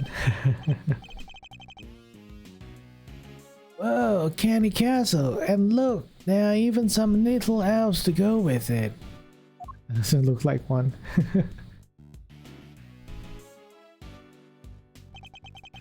Rooms laid out pretty much the same as Tangaroa's. It's not as cold though, that's something. Let's see, yeah. Looks like there's a temperature control panel in here too. Over there, where that orange light is. Wait, over there where that orange light is, right? Sorry. We'd better take a closer look at it when we can. It's like a fairy tale storybook in here. This whipped cream covered construction must be the work of Miss Delicia Scone. Where is Miss Scone? Oh no. Me? Why? I'm just over here, dearie. Oh, just look at you lovely boys. Delicia Scone at your service. Some cheeky blighters back in Blighty even call me Miss Delicious. Tee. Called a lovely boy at 34. Unexpected to say the least. Oh, he's 34? I'm 34! Oh no! I'm gonna die. I don't look like that. I look like it's 30, like it's 34 years old, man. Feeling old yet? No, I refuse. I don't look like him, so he's 34 is different. Lovely boys, really? Even Mr. E? Oh yes, dear. You, the detective over there. You're all lovely boys to me. Okay, bro. I'm nobody's lovely boy, lady named Bad. How old is Bad right now? 42. Yeah, I'm gonna look like that. not long, not far. Is it? I'm gonna turn into Mr. Bad. Anyhow, I wonder just how old she is. Finish this up so we can get out of here, Mr. Attorney. Yes, alright. Oh no! What? Yeah, I don't know why they make his voice like that. That doesn't really suit him. What's this meaning of this? Chit-chatting with the defense. Mr. Edgeworth, some scary guy just stepped out of the castle. Von Karma. What? He's my friend Von Karma? So sorry, mannequins. He was in there. He was in there, apparently. Notorious Prosecutor Von Karma himself. It's a pleasure to meet you, Mr. Von Karma. Gregory Edgeworth, attorney at law. I couldn't care less what your name is. Your job is to lose to me and disappear, never to show your sniveling face again. What a thoroughly rude individual. Those piercing eyes, that furrowed brow, you're even scarier than they say. And you might want to keep such rude thoughts to yourself, Eddie. We're hoping you might permit us to carry out some brief inquiries, Mr. Von Karma. Why would I wish to extend you any such courtesy? This clearly isn't going to be easy. So long as your inquiries are limited to this room, I suppose I'll allow it. Why a sudden change of heart? You, the tall fellow. Named Bad. Is that so hard to remember? I didn't ask for your opinion. The thoughts of a lowly detective do not concern me. But I do admire your spirit. Bad. See to it that his worms don't step out of line. Why do I have to? I'm not offering you a choice, detective. I need to go and look for Gustav's room. Okay. She's hiding behind the bowl. Great. More babysitting. Why aren't Detective Bad and Mr. Von Karma investigating together? They don't seem to know each other well enough for there to be bad blood between them. Well, looks like we have permission to investigate. Guess we better get to it. Indeed. I'm not sure I trust Mr. Von Karma's motives, but at least we can do that much. Hold up. I haven't been over this room yet either. You're not messing it up before I get my chance. You have to wait till I'm done. Huh? But I thought you were the lead detective. How come you didn't take a look at this room yet? Because I wasn't the first on their side. One of Von Karma's pets was on the job before me. Right up until just now, in fact. I got here not long before you did. That answers my question as to why they are working separately, I suppose. I'd say we look over the room together, Detective. It worked out well enough before. And you won't have to worry about us messing things up. You can keep an eye on us as we go. What kind of screwball attorney has to have a detective breathing down his neck? Guess I'm stuck with you for a little while longer. Yes, you're amazing, Mr. E. You have our thanks, Detective Bad. Don't be too grateful. This is my scene. The second you get in my way, you're out of here. Of course, we understand. Now, shall we begin? Where's Miss Cone? Oh, she's there. Hello. Oh no, I didn't charge my phone. It's dying.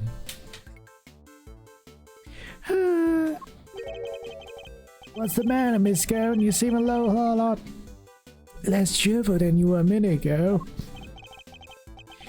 Is it Mr. Von Karma? Did something happen between you two? Why, yes. Nothing happened at all. But you just say yes. That was a hello yes, you silly boy. Also, what's her age? Question mark, why? Oh, she's from UK. I guess I can do an a British accent then. Confection of indeterminate age. Back home in the UK, they call her Miss Delicious. That was a hello, yes, you silly boy. Aren't you just the sweetest little sugar dumpling? Remind me, what was your name again? Oh, Eddie. Eddie Lumpkin. Oh, you'll go far, dearie. I can tell. Eddie Lumpkin. Seems our English gentlewoman has taken liking to you, Eddie. No small accomplishment. She's not exactly what I picture when I think of a gentlewoman, Mr. E. Never mind that now. We should ask her a few questions while we can. Would you tell us about what you did over the course of the contest? Of course, dearie. Let's see. It all started about 10 in the morning. That's when we set to work. And, well, I spent most of the time here in my room, getting everything ready, as you'd expect. Oh, and then there was a lovely afternoon tea for an hour or so from around 1, I think. Afternoon tea? It's an English tradition. A chance to drink tea, enjoy a snack, and make small talk. So kind of like a recess? I suppose you could say that. Oh, you really know your onions, don't you, Greggy Pegleg? Such a clever boy. When did I become Greggy? And where was this afternoon tea served? Oh, in the garden, of course. There's a lovely little one just outside. They do it at the same hour every break time during the contest. Lay on a nice little spread, you know. But today, only me and Samson Sillypants and Moody Judy were there for it. Sammy Poople had already finished his big creation, so he was there the whole time. The poor old Chili Winks and Gusty Pants had to miss out because they haven't finished yet. Bless them. You're saying everybody except Mr. Frost and Mr. Gusto was present. That's right, dear. To tell you the truth, I haven't finished yet either. I was about to miss out on tea and cake served by our 2 TV superstars. I went right back to work when I finished though, doodled off while the others were still dattering away. At any point during contest, did you visit any of the other competitors' rooms? Well, no, dear. Don't be silly. It's strange, because your fingerprints were found in Mr. Tangaroa's room. Eek! Caught red-handed. Wait, so you admit you were there? Oh, well, I can hardly deny it now, can I? I didn't kill anybody, I swear. I suppose I'd better tell you what really happened. Just promise me you'll believe me, won't you, dear? Surely you didn't kill anyone. Hey, she has the same apron though, right? I think I kind of recognize that word even though I don't know what that means. Frank saw it, also wore it. Thylacinus, don't know what that means. What exactly were you doing in Mr. Tangaroa's room? Well, I suppose you could call it research. Research? Sammy Poople's a dab hand when it comes to their old sweet making. Everybody knows that. So when I noticed there was no one in there, I just popped in for a quick bit of research, like you say. Okay. What kind of research leaves fingerprints? Yes, well, it stands to reason I'd leave fingerprints, doesn't it? After all, it's hardly research if you don't have a little nibble now, is it? What? You ate little pieces of them? So, the traces of tampering in Mr. Tangaroa's room. That was all of you. I'm ever so sorry, sweeties. I didn't mean to make a mess. I just had to take a little bite here and there, didn't I? She ate. random pieces of stuff, apparently. I didn't want poor Sammy Poople getting upset, so it was just the teensiest bits and pieces. And Stan holding up the ship. You took a bite out of that too, I suppose. Oh yes, dear. Of course I did. It was you. You brought the whole thing crashing down. I'm sorry, my lovely. Truly I am. Hold on. Is that why you left the afternoon tea early? You were heading off for a second helping of sweets? Look, please believe me. I never kill anybody. I promise. Her actions were certainly suspicious, but that's about all we can say for now. I see. Oh, we'll continue looking around, I guess. These must be the various tools Miss Scone used to build her castle. Buckets filled with cream, trowels, and a brush. She a patissier or plasterer. Don't you go making jokes at my expense, you cheeky young devil. I don't just slap stuff on walls like a silly old plasterer. I have to spread the cream out lovely and smooth, and work out all the rough patches. It's literally exactly what a plasterer does. Okay. How about the inside? What the hell's inside there? It's an incredible piece of work. Hard to believe this whole castle is made out of sugar and cream. I know, right? It's like we're inside a magical medieval story or something. I didn't know you was into such fantastical things. So sorry, Mr. Edgeworth. Didn't mean to get so carried away there. But no need to apologize. I admire your enthusiasm. I sometimes wish my own son was as animated as you. You have a son, Mr. E? I do. He's still in elementary school. Yet he'd rather read a statute book than a fairy tale. Okay. Damn. No wonder he's like a lawyer at the age of 16 or 17 or something like that. I can't help but worry that his interests will make it hard for him to make friends. Don't say that. He sounds super interesting. He'll make a ton of friends, me included, I'm sure. Heh. I like to think you'd be more of a big brother to him than a friend, Eddie. Heh. A big brother, huh? Guess I have some growing up to do. Better take this more seriously. Indeed. And with that in mind, shall we continue our investigation?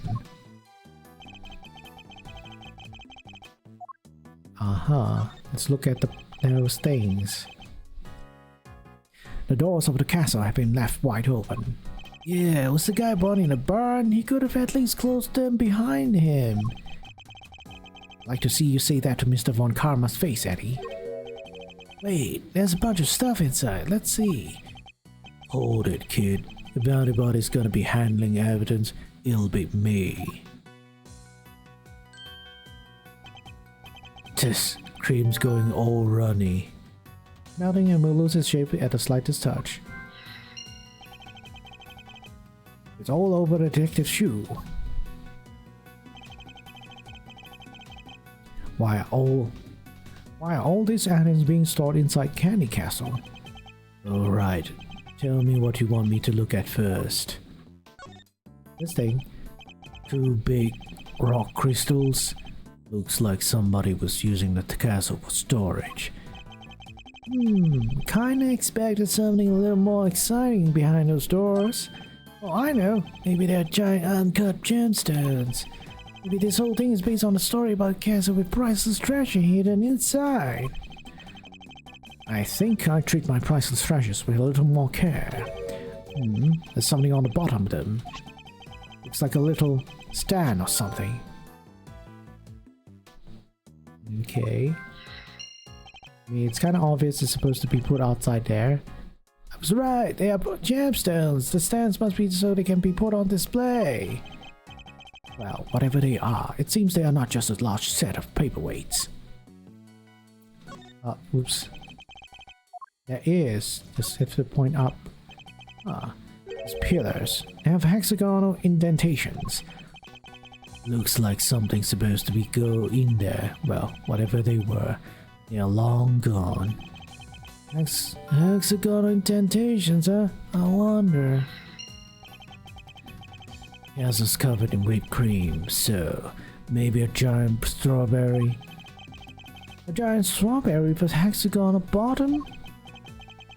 Look, I like strawberries, okay? Can't blame a guy for wishing. I prefer bananas myself. Blueberries for me. Okay. Oh, I can. There's a lot. Chung, chung, chung. Easy. A rock crystal stands and the pillars in front of the castle feature the same hexagonal shape. I believe the crystals are meant to be placed on top of the pillars.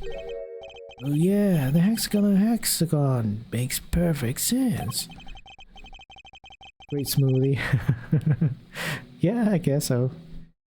But if that's the case, then why were they being hidden inside a castle?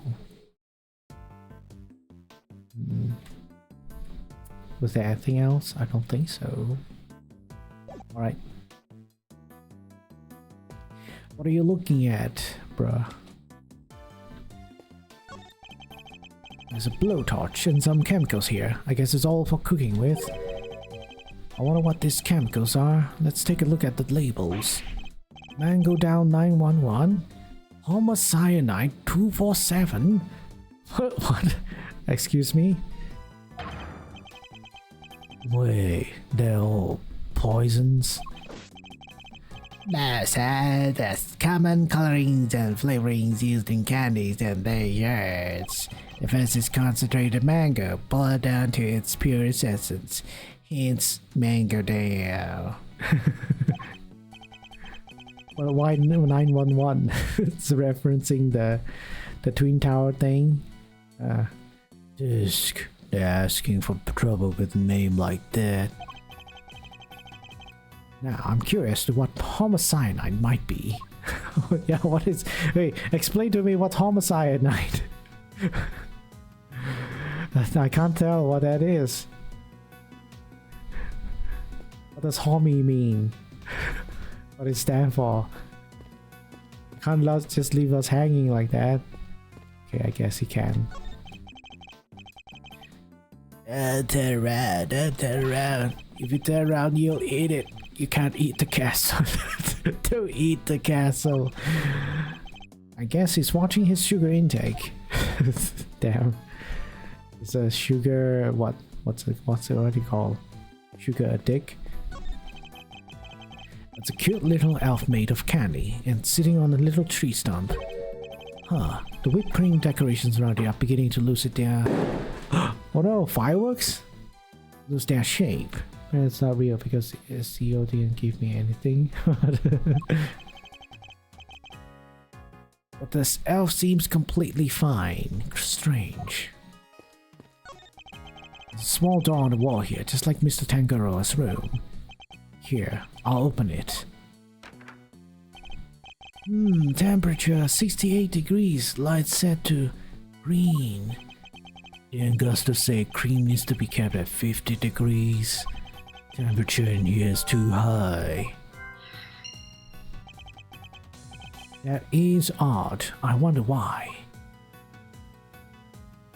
I think I can match one of them now, right?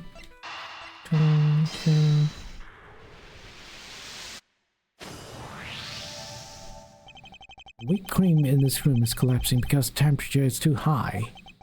It's 68 degrees. My messed up shoes can vouch for that.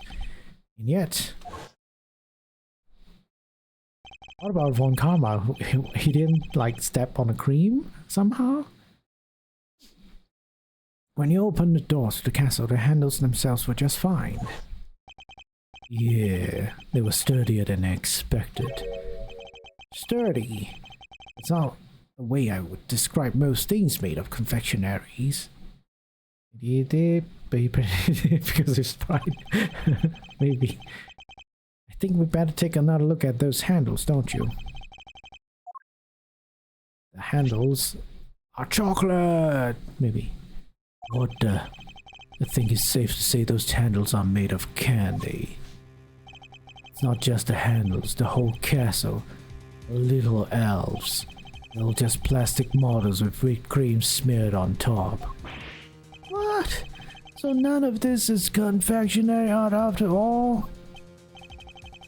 No, it's simply made to look like candy, with the cream having been added to lend it all an air of authenticity. Cheater! yes, Naomi, cheater. Then, fake, what was she up to?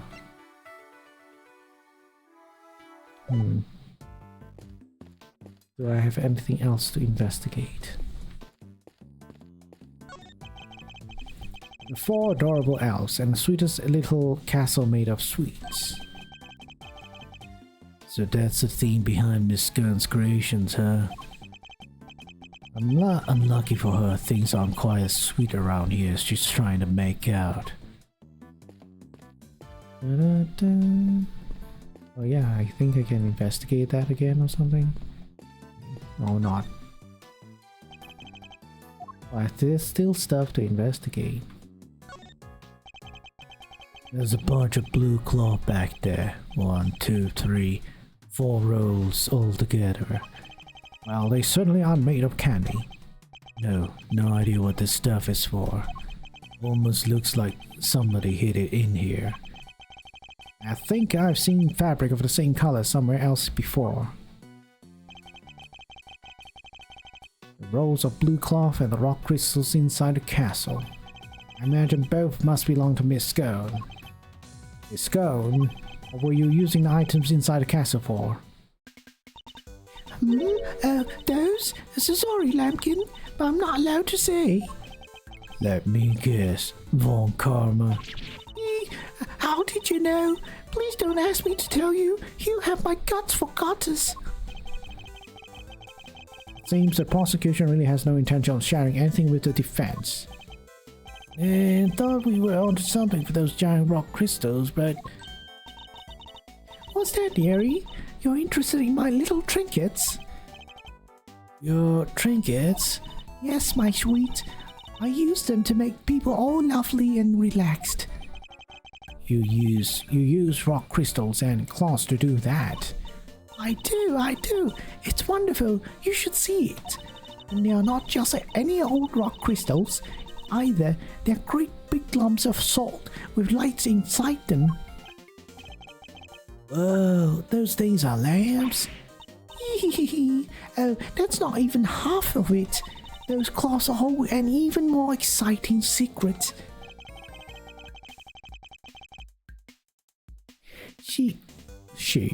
She really opened up the moment we started talking about her trinkets.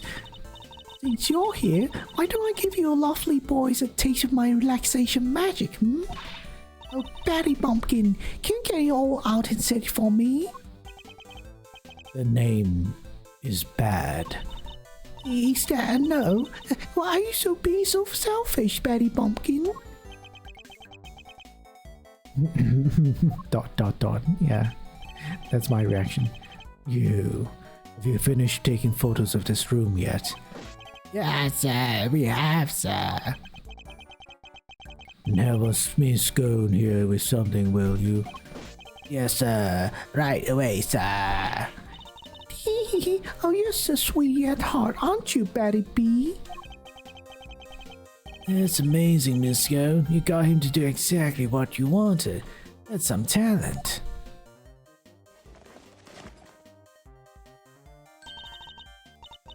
Thank you ever so much, Bettykins, and you, Officer Lovely. She's even giving nicknames to the forensics guys now. I guess it's her way of showing that she cares. So, what about this is supposed to be relaxing exactly? Don't be a sourpuss, Batty B. The fun's only just beginning. Officer Lovely, you can switch it on now. Yes, ma'am.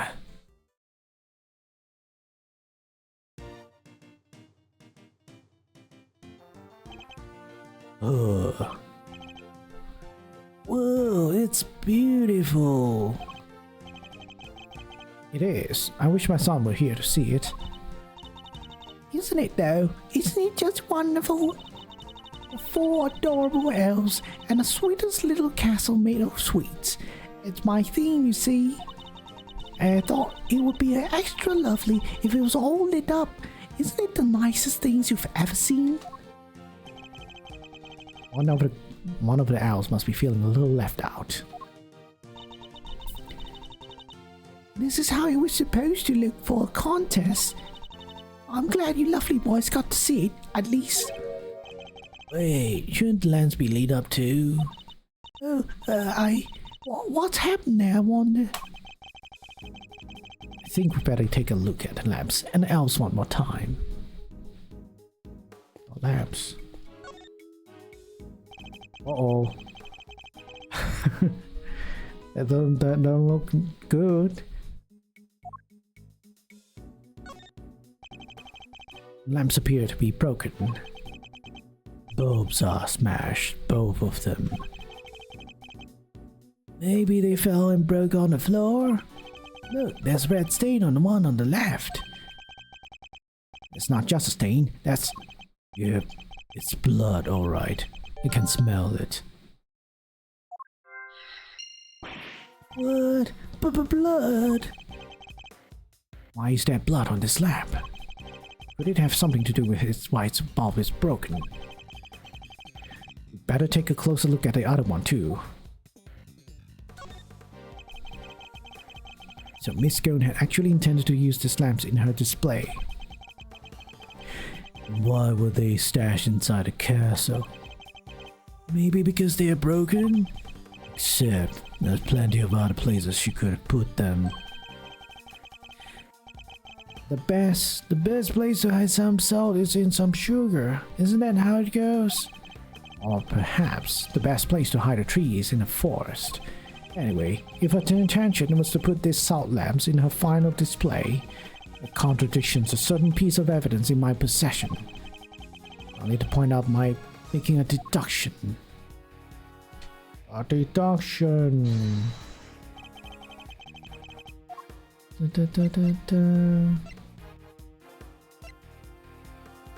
Yes. Yes. Eureka! Take a look at the release of rules for the contest, Detective. Non-confectionery items may not be used as decoration. That means the salt lamps and luminous glass would have both been against the rules. Is that why they were stashed away inside the castle? I think we need to dig a little further into this with Miss Scone before we can say for sure.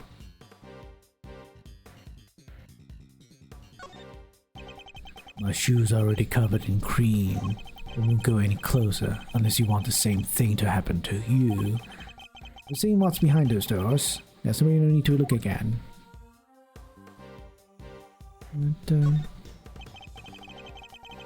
The doors look really nicely decorated now thanks to the beautiful cloth around it. Cloth which we found inside the castle. A welcoming doorway makes a welcoming home.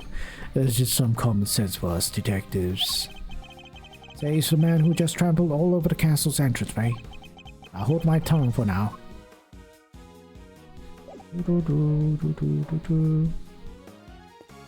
Now let's check this one.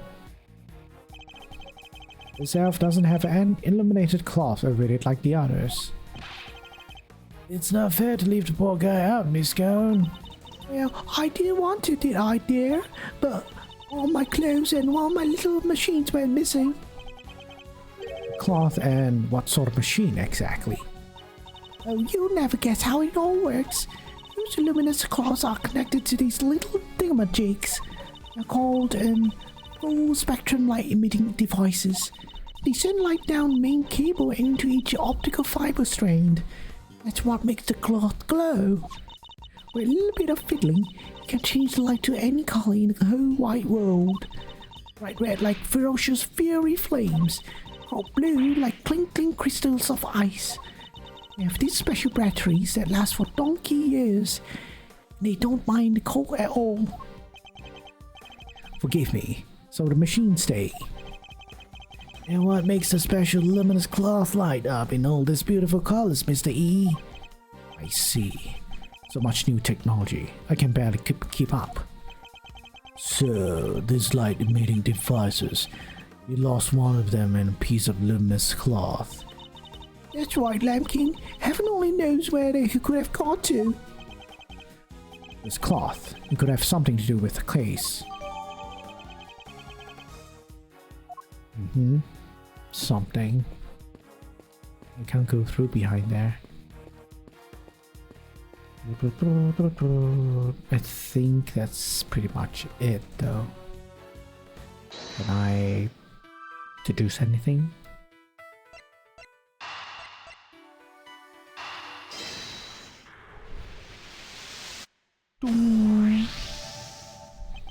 So not only did she use decorations that were against the rules, she didn't even make any real sweets.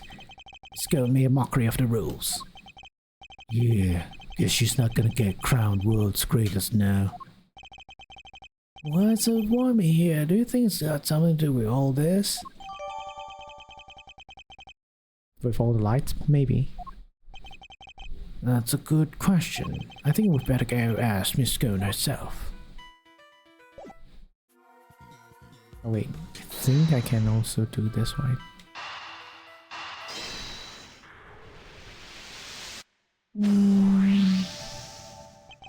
We know that the victim was struck and killed with something blunt.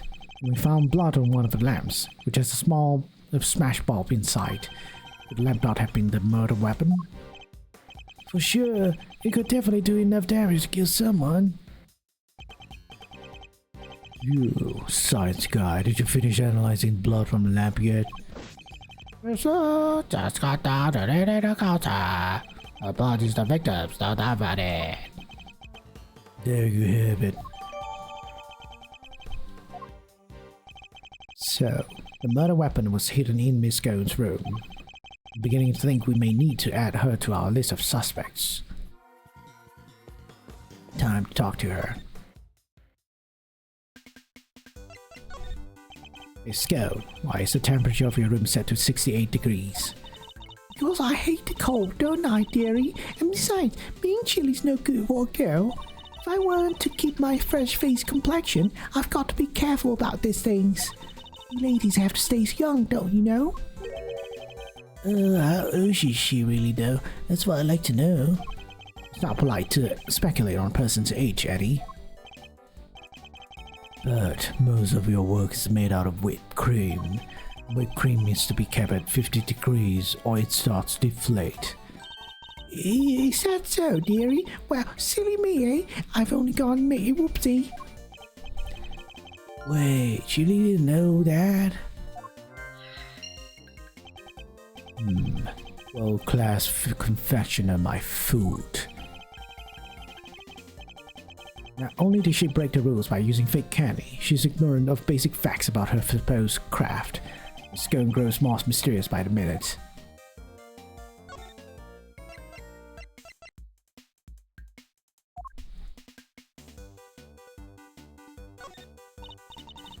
Oh, look at that. Don't you have the loveliest toys, Greggy Pegleg? That collar. Oh no, that won't do. Here, let me put a lovely splotch of cream on it. But please don't stop it. Okay, it's not the thing. I guess we have to like do those. Research, lack of knowledge, combine equals she dum dum. Miss Scone appears to lack basic knowledge about how confectionery is created. She says that she snuck into another entrance room for research purposes. Hardly the actions of a world-class confectioner competing for a major prize. Yeah, not how I picture top pro acting. She maybe just lack a little confidence or she actually not a confectioner at all. Perhaps she had not a gender altogether. After all, we only have her word for it that she went into that room to do some research.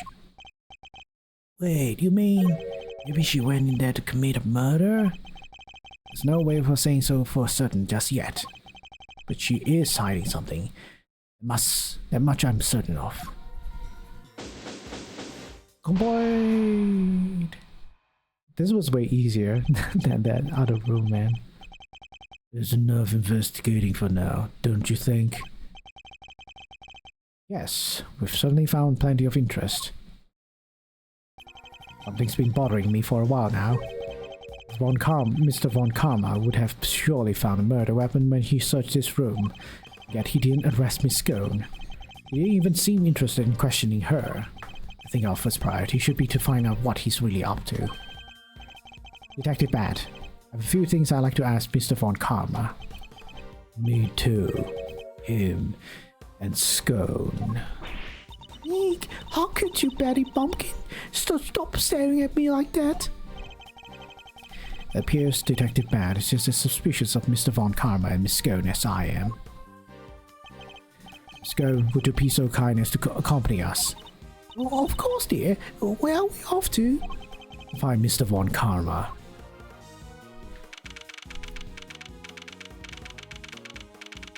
He's up there. Oh no, I have to do his voice again. Mr. Von Karma, we'd like to speak with you, if that's alright. Yes. Judging by your faces, I'm guessing you found a murder weapon. We did. It's in Miss Scone's room. Which means that Mr. Tangaroa should no longer be the only person of interest. Ah, nonsense. It doesn't matter where the weapon was found. Tangaroa is guilty. And as long as this is my case, guilty he shall remain. How can he be so sure of Mr. Tangaroa's guilt? With an explanation, I assume, for why the murder weapon was in Miss Scone's room. Of course I do. And I'll be delighted to share with you. Tangaroa killed Frost with one of Scone's salt lamps in order to frame her for the murder. To complete the deception, he took it back to her room once the deed was done. After all, if it had been found near the victor's body, Tangaroa's would have seemed doubly suspicious. The body may have been hard to prove, but the murder weapon, considerably less so. That is why there was no piece of evidence on the scene that pointed to a particular suspect.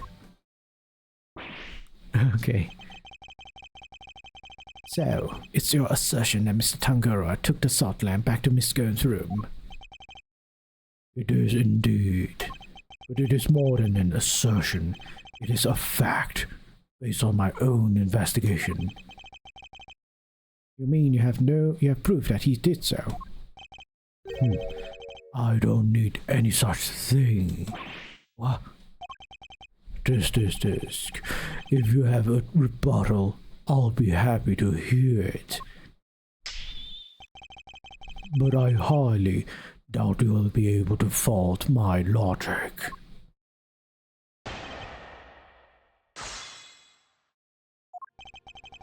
Aha. Your father's rumors all lands order frame her for the murder.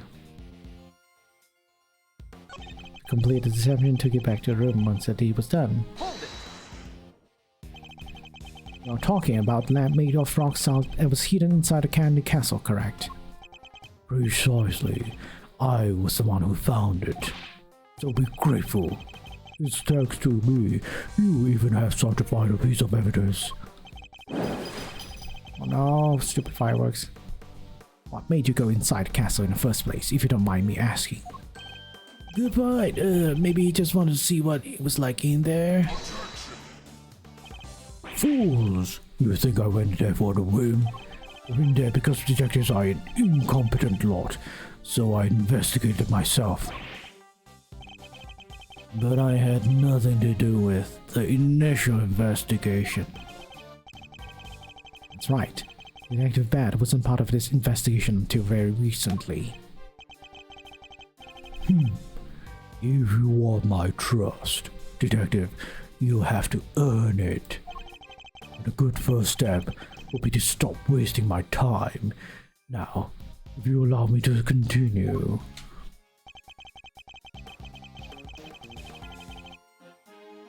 Hold it. And he came under suspicion anyway due to the body being in his room. So what? Would you like to hear a favorite expression of mine? Even a dog can hold still and stay. Now let me finish. If only I could say the same to you.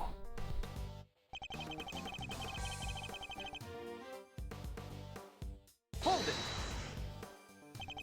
So you think he hit the body in the chest, but removed the weapon from the crime scene? Yes, he foolishly believed his own creation to be the perfect hiding place. Eek, I'm sorry. I had to help myself. I think you mean you couldn't help yourself, no? She doesn't seem very sorry to me. In any case, the weapon was taken away. The body remained at the scene of the crime.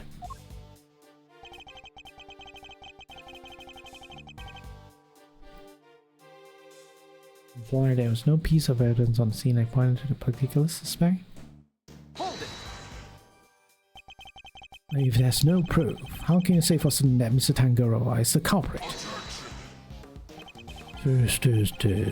Is that the best you can do at pressing me? Listen here. The presence of the body in Tangaroa's room is in itself proof enough of his guilt. You didn't find evidence pointing to any other possible suspects. Perhaps you should take a little look. You might. You really don't give up, do you? There is no need to take another look. Tangaroa is guilty. End of story. If you insist on asserting otherwise, then show me some proof to back up your ridiculous claims. I have to think back over the scene of the crime. If Mr. Tangaroa really isn't guilty, then there must be something that points to somebody else. I think Mrs. won't come out, and any statements won't have much of an effect, I fear. It's to find a piece of evidence that contradicts his claims. Yeah, the key.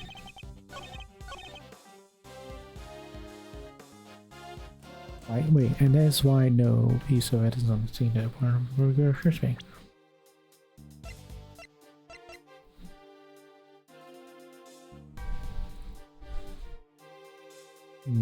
Luminous cloth or mansion key?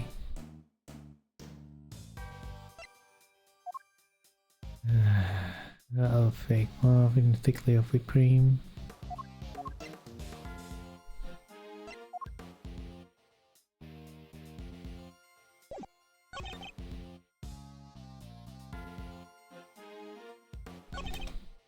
Nah, it can move a body with the luminous cloth, maybe?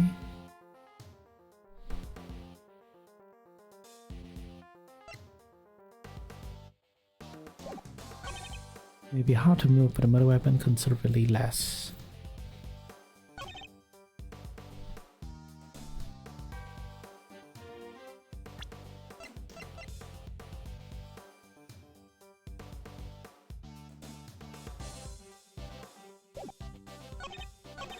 After all, it had been found near the victim's body. Tangaroa would have seemed doubly suspicious.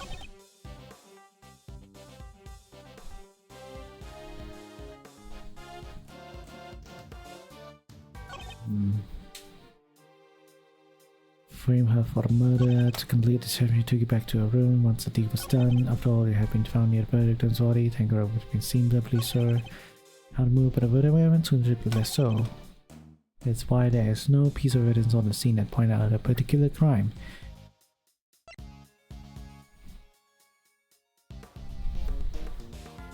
This one though, right? The seal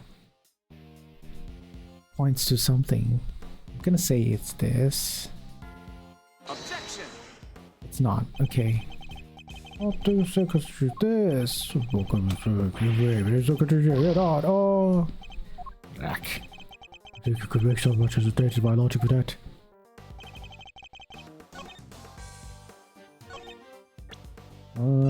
This one. Objection. Okay. My first guess was right, apparently. It's true that a murder weapon and a marked bloodstained chocolate were removed from the scene of the crime. Something else remained that does point to one person in particular.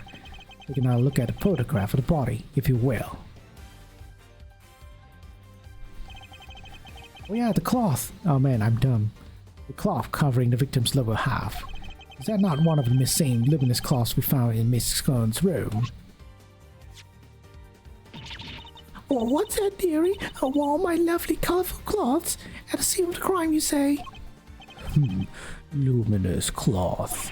Nonsense. I see no light to speak of. I guess he doesn't know how it works. I mean, it looked like an ordinary fabric at first glance. Attach one of these light-emitting devices. The difference soon becomes apparent. Oh yeah, so it was Von Karma who moved the evidence, I guess. Look at his face, I don't think he was expecting that. The fact that the cloth can be lit up is neither here nor there. We have to show why it's important. One of the rows of cloth from Miss Scone's room went missing. And if you look closely at the blue cloth in the picture, wouldn't you say it's clearly made of the same material, Mr. Von Karma?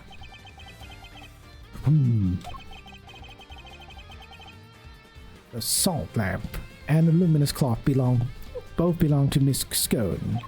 And seeing as the body was wrapped in said cloth, surely even you have to admit that's suspicious. Mr. Von Karma, I think it's time to accept that a number of factors point to Miss Scone as a person of interest. Eek! Oh. Wait a minute.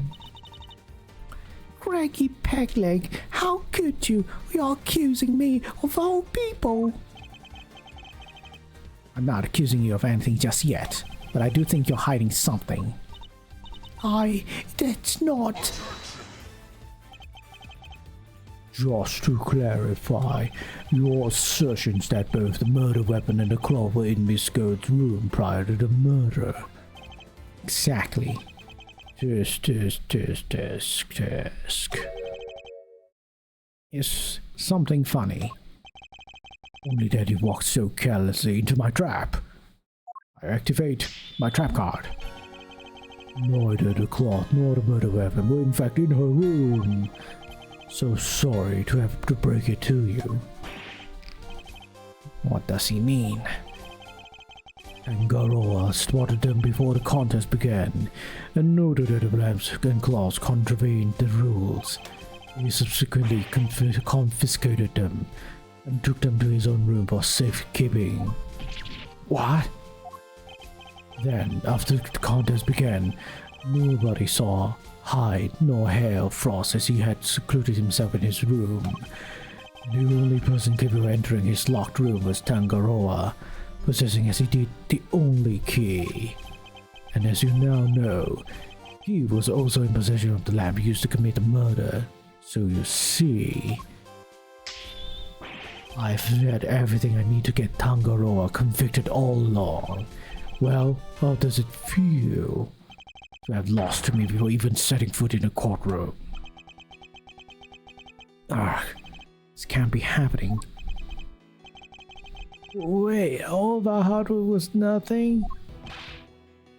Miss Scone, why didn't you tell us your stuff was confiscated by Mr. Tangaroa? Well, dear, mannequins say that if I spill the beans, I end up being involved under suspicion. Mr. Von Karma said that. He wasn't wrong now, was he? You two accused me yourself just a second ago. Tisk. Pathetic. Curse you, Von Karma. You led us to the murder weapon knowing we'd make certain assumptions as a result. One more thing, my pathetic friend. There are 2, and only 2, sets of fingerprints on the murder weapon. 2? Yes, those of Delicious Scone and Samson Tangaroa. No others were found. Tangaroa used the lamp he had confiscated to murder Frost. He was foolish enough to hide in Scone's room without first removing his fingers. Tisk. At this rate, no one will even need to testify. My perfect evidence will do all the talking for me as I secure his guilty verdict. Objection! But wait, what about the luminous cloth that was left behind in Miss Tangaroa's room? What about it? You probably meant to return it after disposing of the body. Ah, I don't have enough to disprove any of what he's saying. Tisk. No more pitiful objections. Then get out of my sight and close the door behind you. Mr. E. Not about to just give up. I see you mean to waste more of my time. Dad, escort them off the premises. Now. Hold it. This investigation is not over yet. Detective Bad. What is the meaning of this? Sorry, I'm not in the habit of leaving cases half solved. But still, one last thing from this crime scene we haven't even identified. He's right. Still have the evidence of body's activities to account for. And discuss your lingering doubts at our leisure, Detective. Whatever they might be, they're no business of the defense's. Objection! I beg to differ. It's a piece of evidence I'm still not satisfied about either. I suspect it might be the same thing that's bothering Detective Bad. What? This is the yet unidentified something that was left in the Mr. Tangaroa's room. This one. Take that! Still haven't probably identified this piece of... No, it's not this one. Sticker. Oh!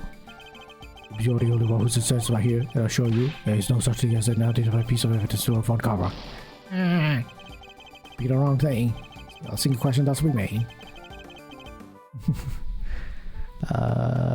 This one. Take that! Yeah, finger marks on one of Mr. Tangaroa's creations.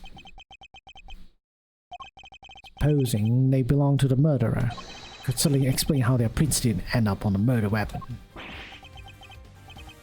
How do you know so much about the crime scene? Because I let them look around. You let the defense examine the scene, Bad? Are you out of your mind? I don't remember you telling me not to. Insolent worm. You will do well to remember this, damn detective. The results of your next salary review are out to me. Okay. Damn. This is Miles Edgeworth learned from one camera. Salary deductions. Detective had some trouble now too. I'm sure you're glad you're my boss, Mr. Edgeworth. You do well to remember that the results of your salary review are up to your performance here. Oh, okay, so it's not. Miles' dad also does the same thing. A mere attorney uncovering such a fact based on a cursory investigation. I'm almost impressed. But it's entirely impossible that those finger marks belong to Tangora. For after all, he wore gloves while preparing his creations. Objection! But can you prove conclusively that the finger marks are his? Furthermore, there's still something about Miss Stone that doesn't add up. Is there? Or are you simply not prepared to admit defeat? Stop it, Greggy. Stop it. Why are you being so mean to your poor old pal Alicia? I own up to nibbling poor Sammy Poo-Poo's peaties. What more do you want? I don't want to have to make you a suspect. That much is certain. You lied to us. And you're still not telling us everything. Greggy, stop it. Stop bullying me. I'm sorry, but you don't even know the temperature whipped cream should be kept at. What kind of professional confectioner doesn't know something as fundamental as that? I'm sorry, alright? I'm sorry, I'm just a silly, model-headed girl. What more do you want me to say? I don't think you're muddle-headed at all. I think you were never confectioner in the first place. Enough! I'll thank you to keep your baseless accusations to yourself. Evidence is everything in courtroom, in case you've forgotten. If you're going to accuse a witness of perjury, then demand that you present something to back it up. But this isn't a courtroom, is it? Nevertheless.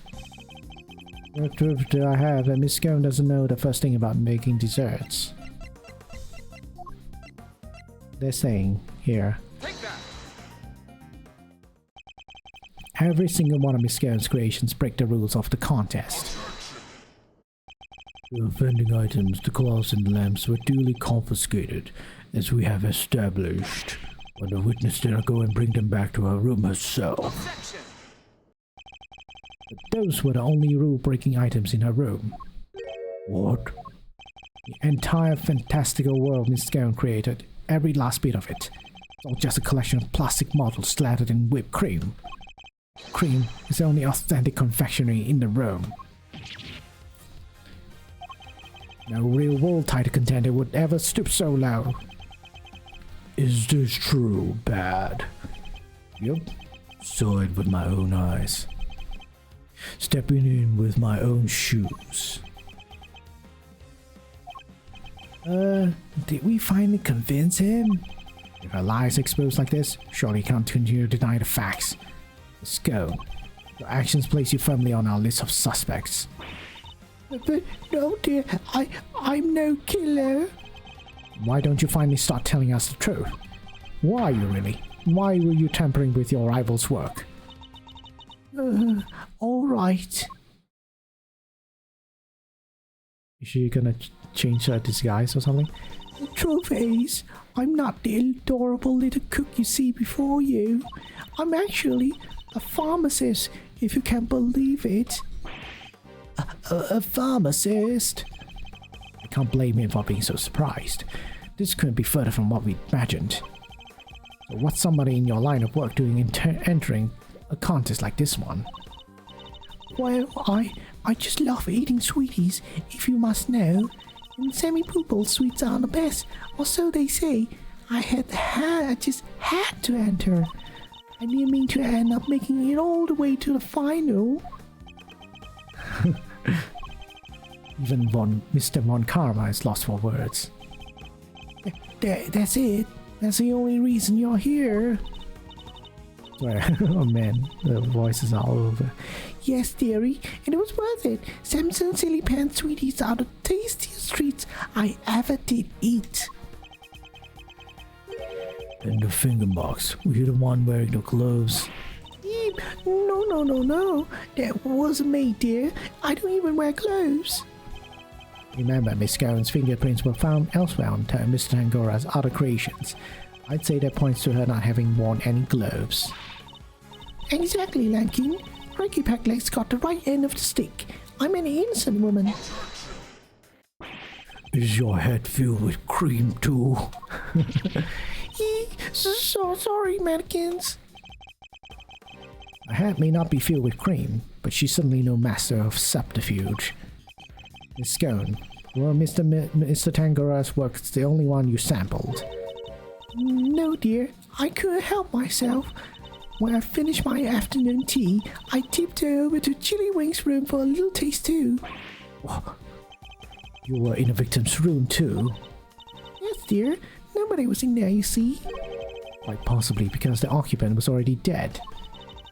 I could only stomach one little bite. I never tasted anything so salty in all my life.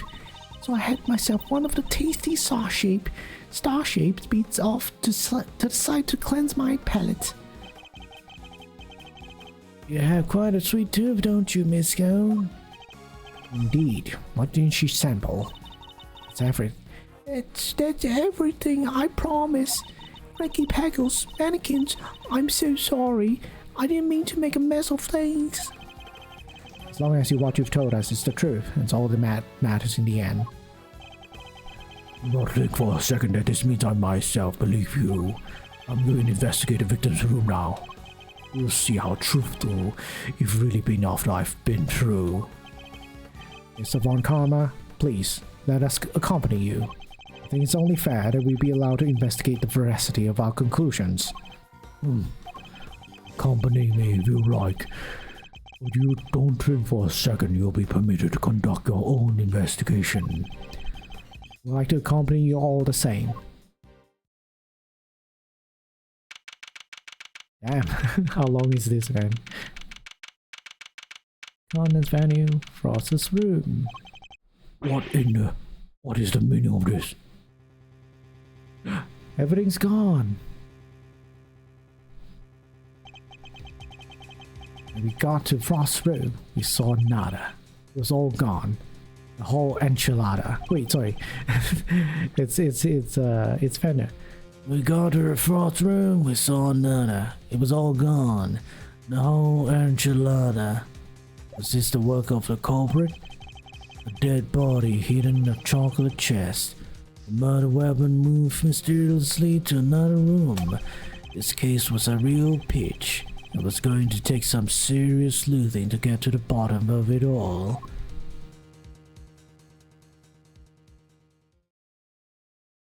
To be continued. I guess that's that. Mystery unsolved yet. We don't have run out of time, kind of.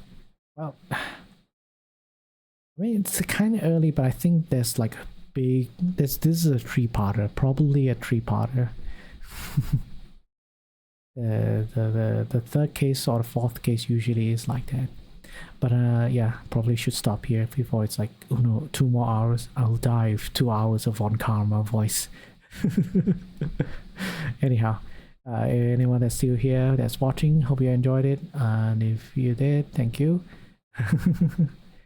And we'll see each other next time. Until then, take care everyone, stay hopeful, but be critical. Bye bye.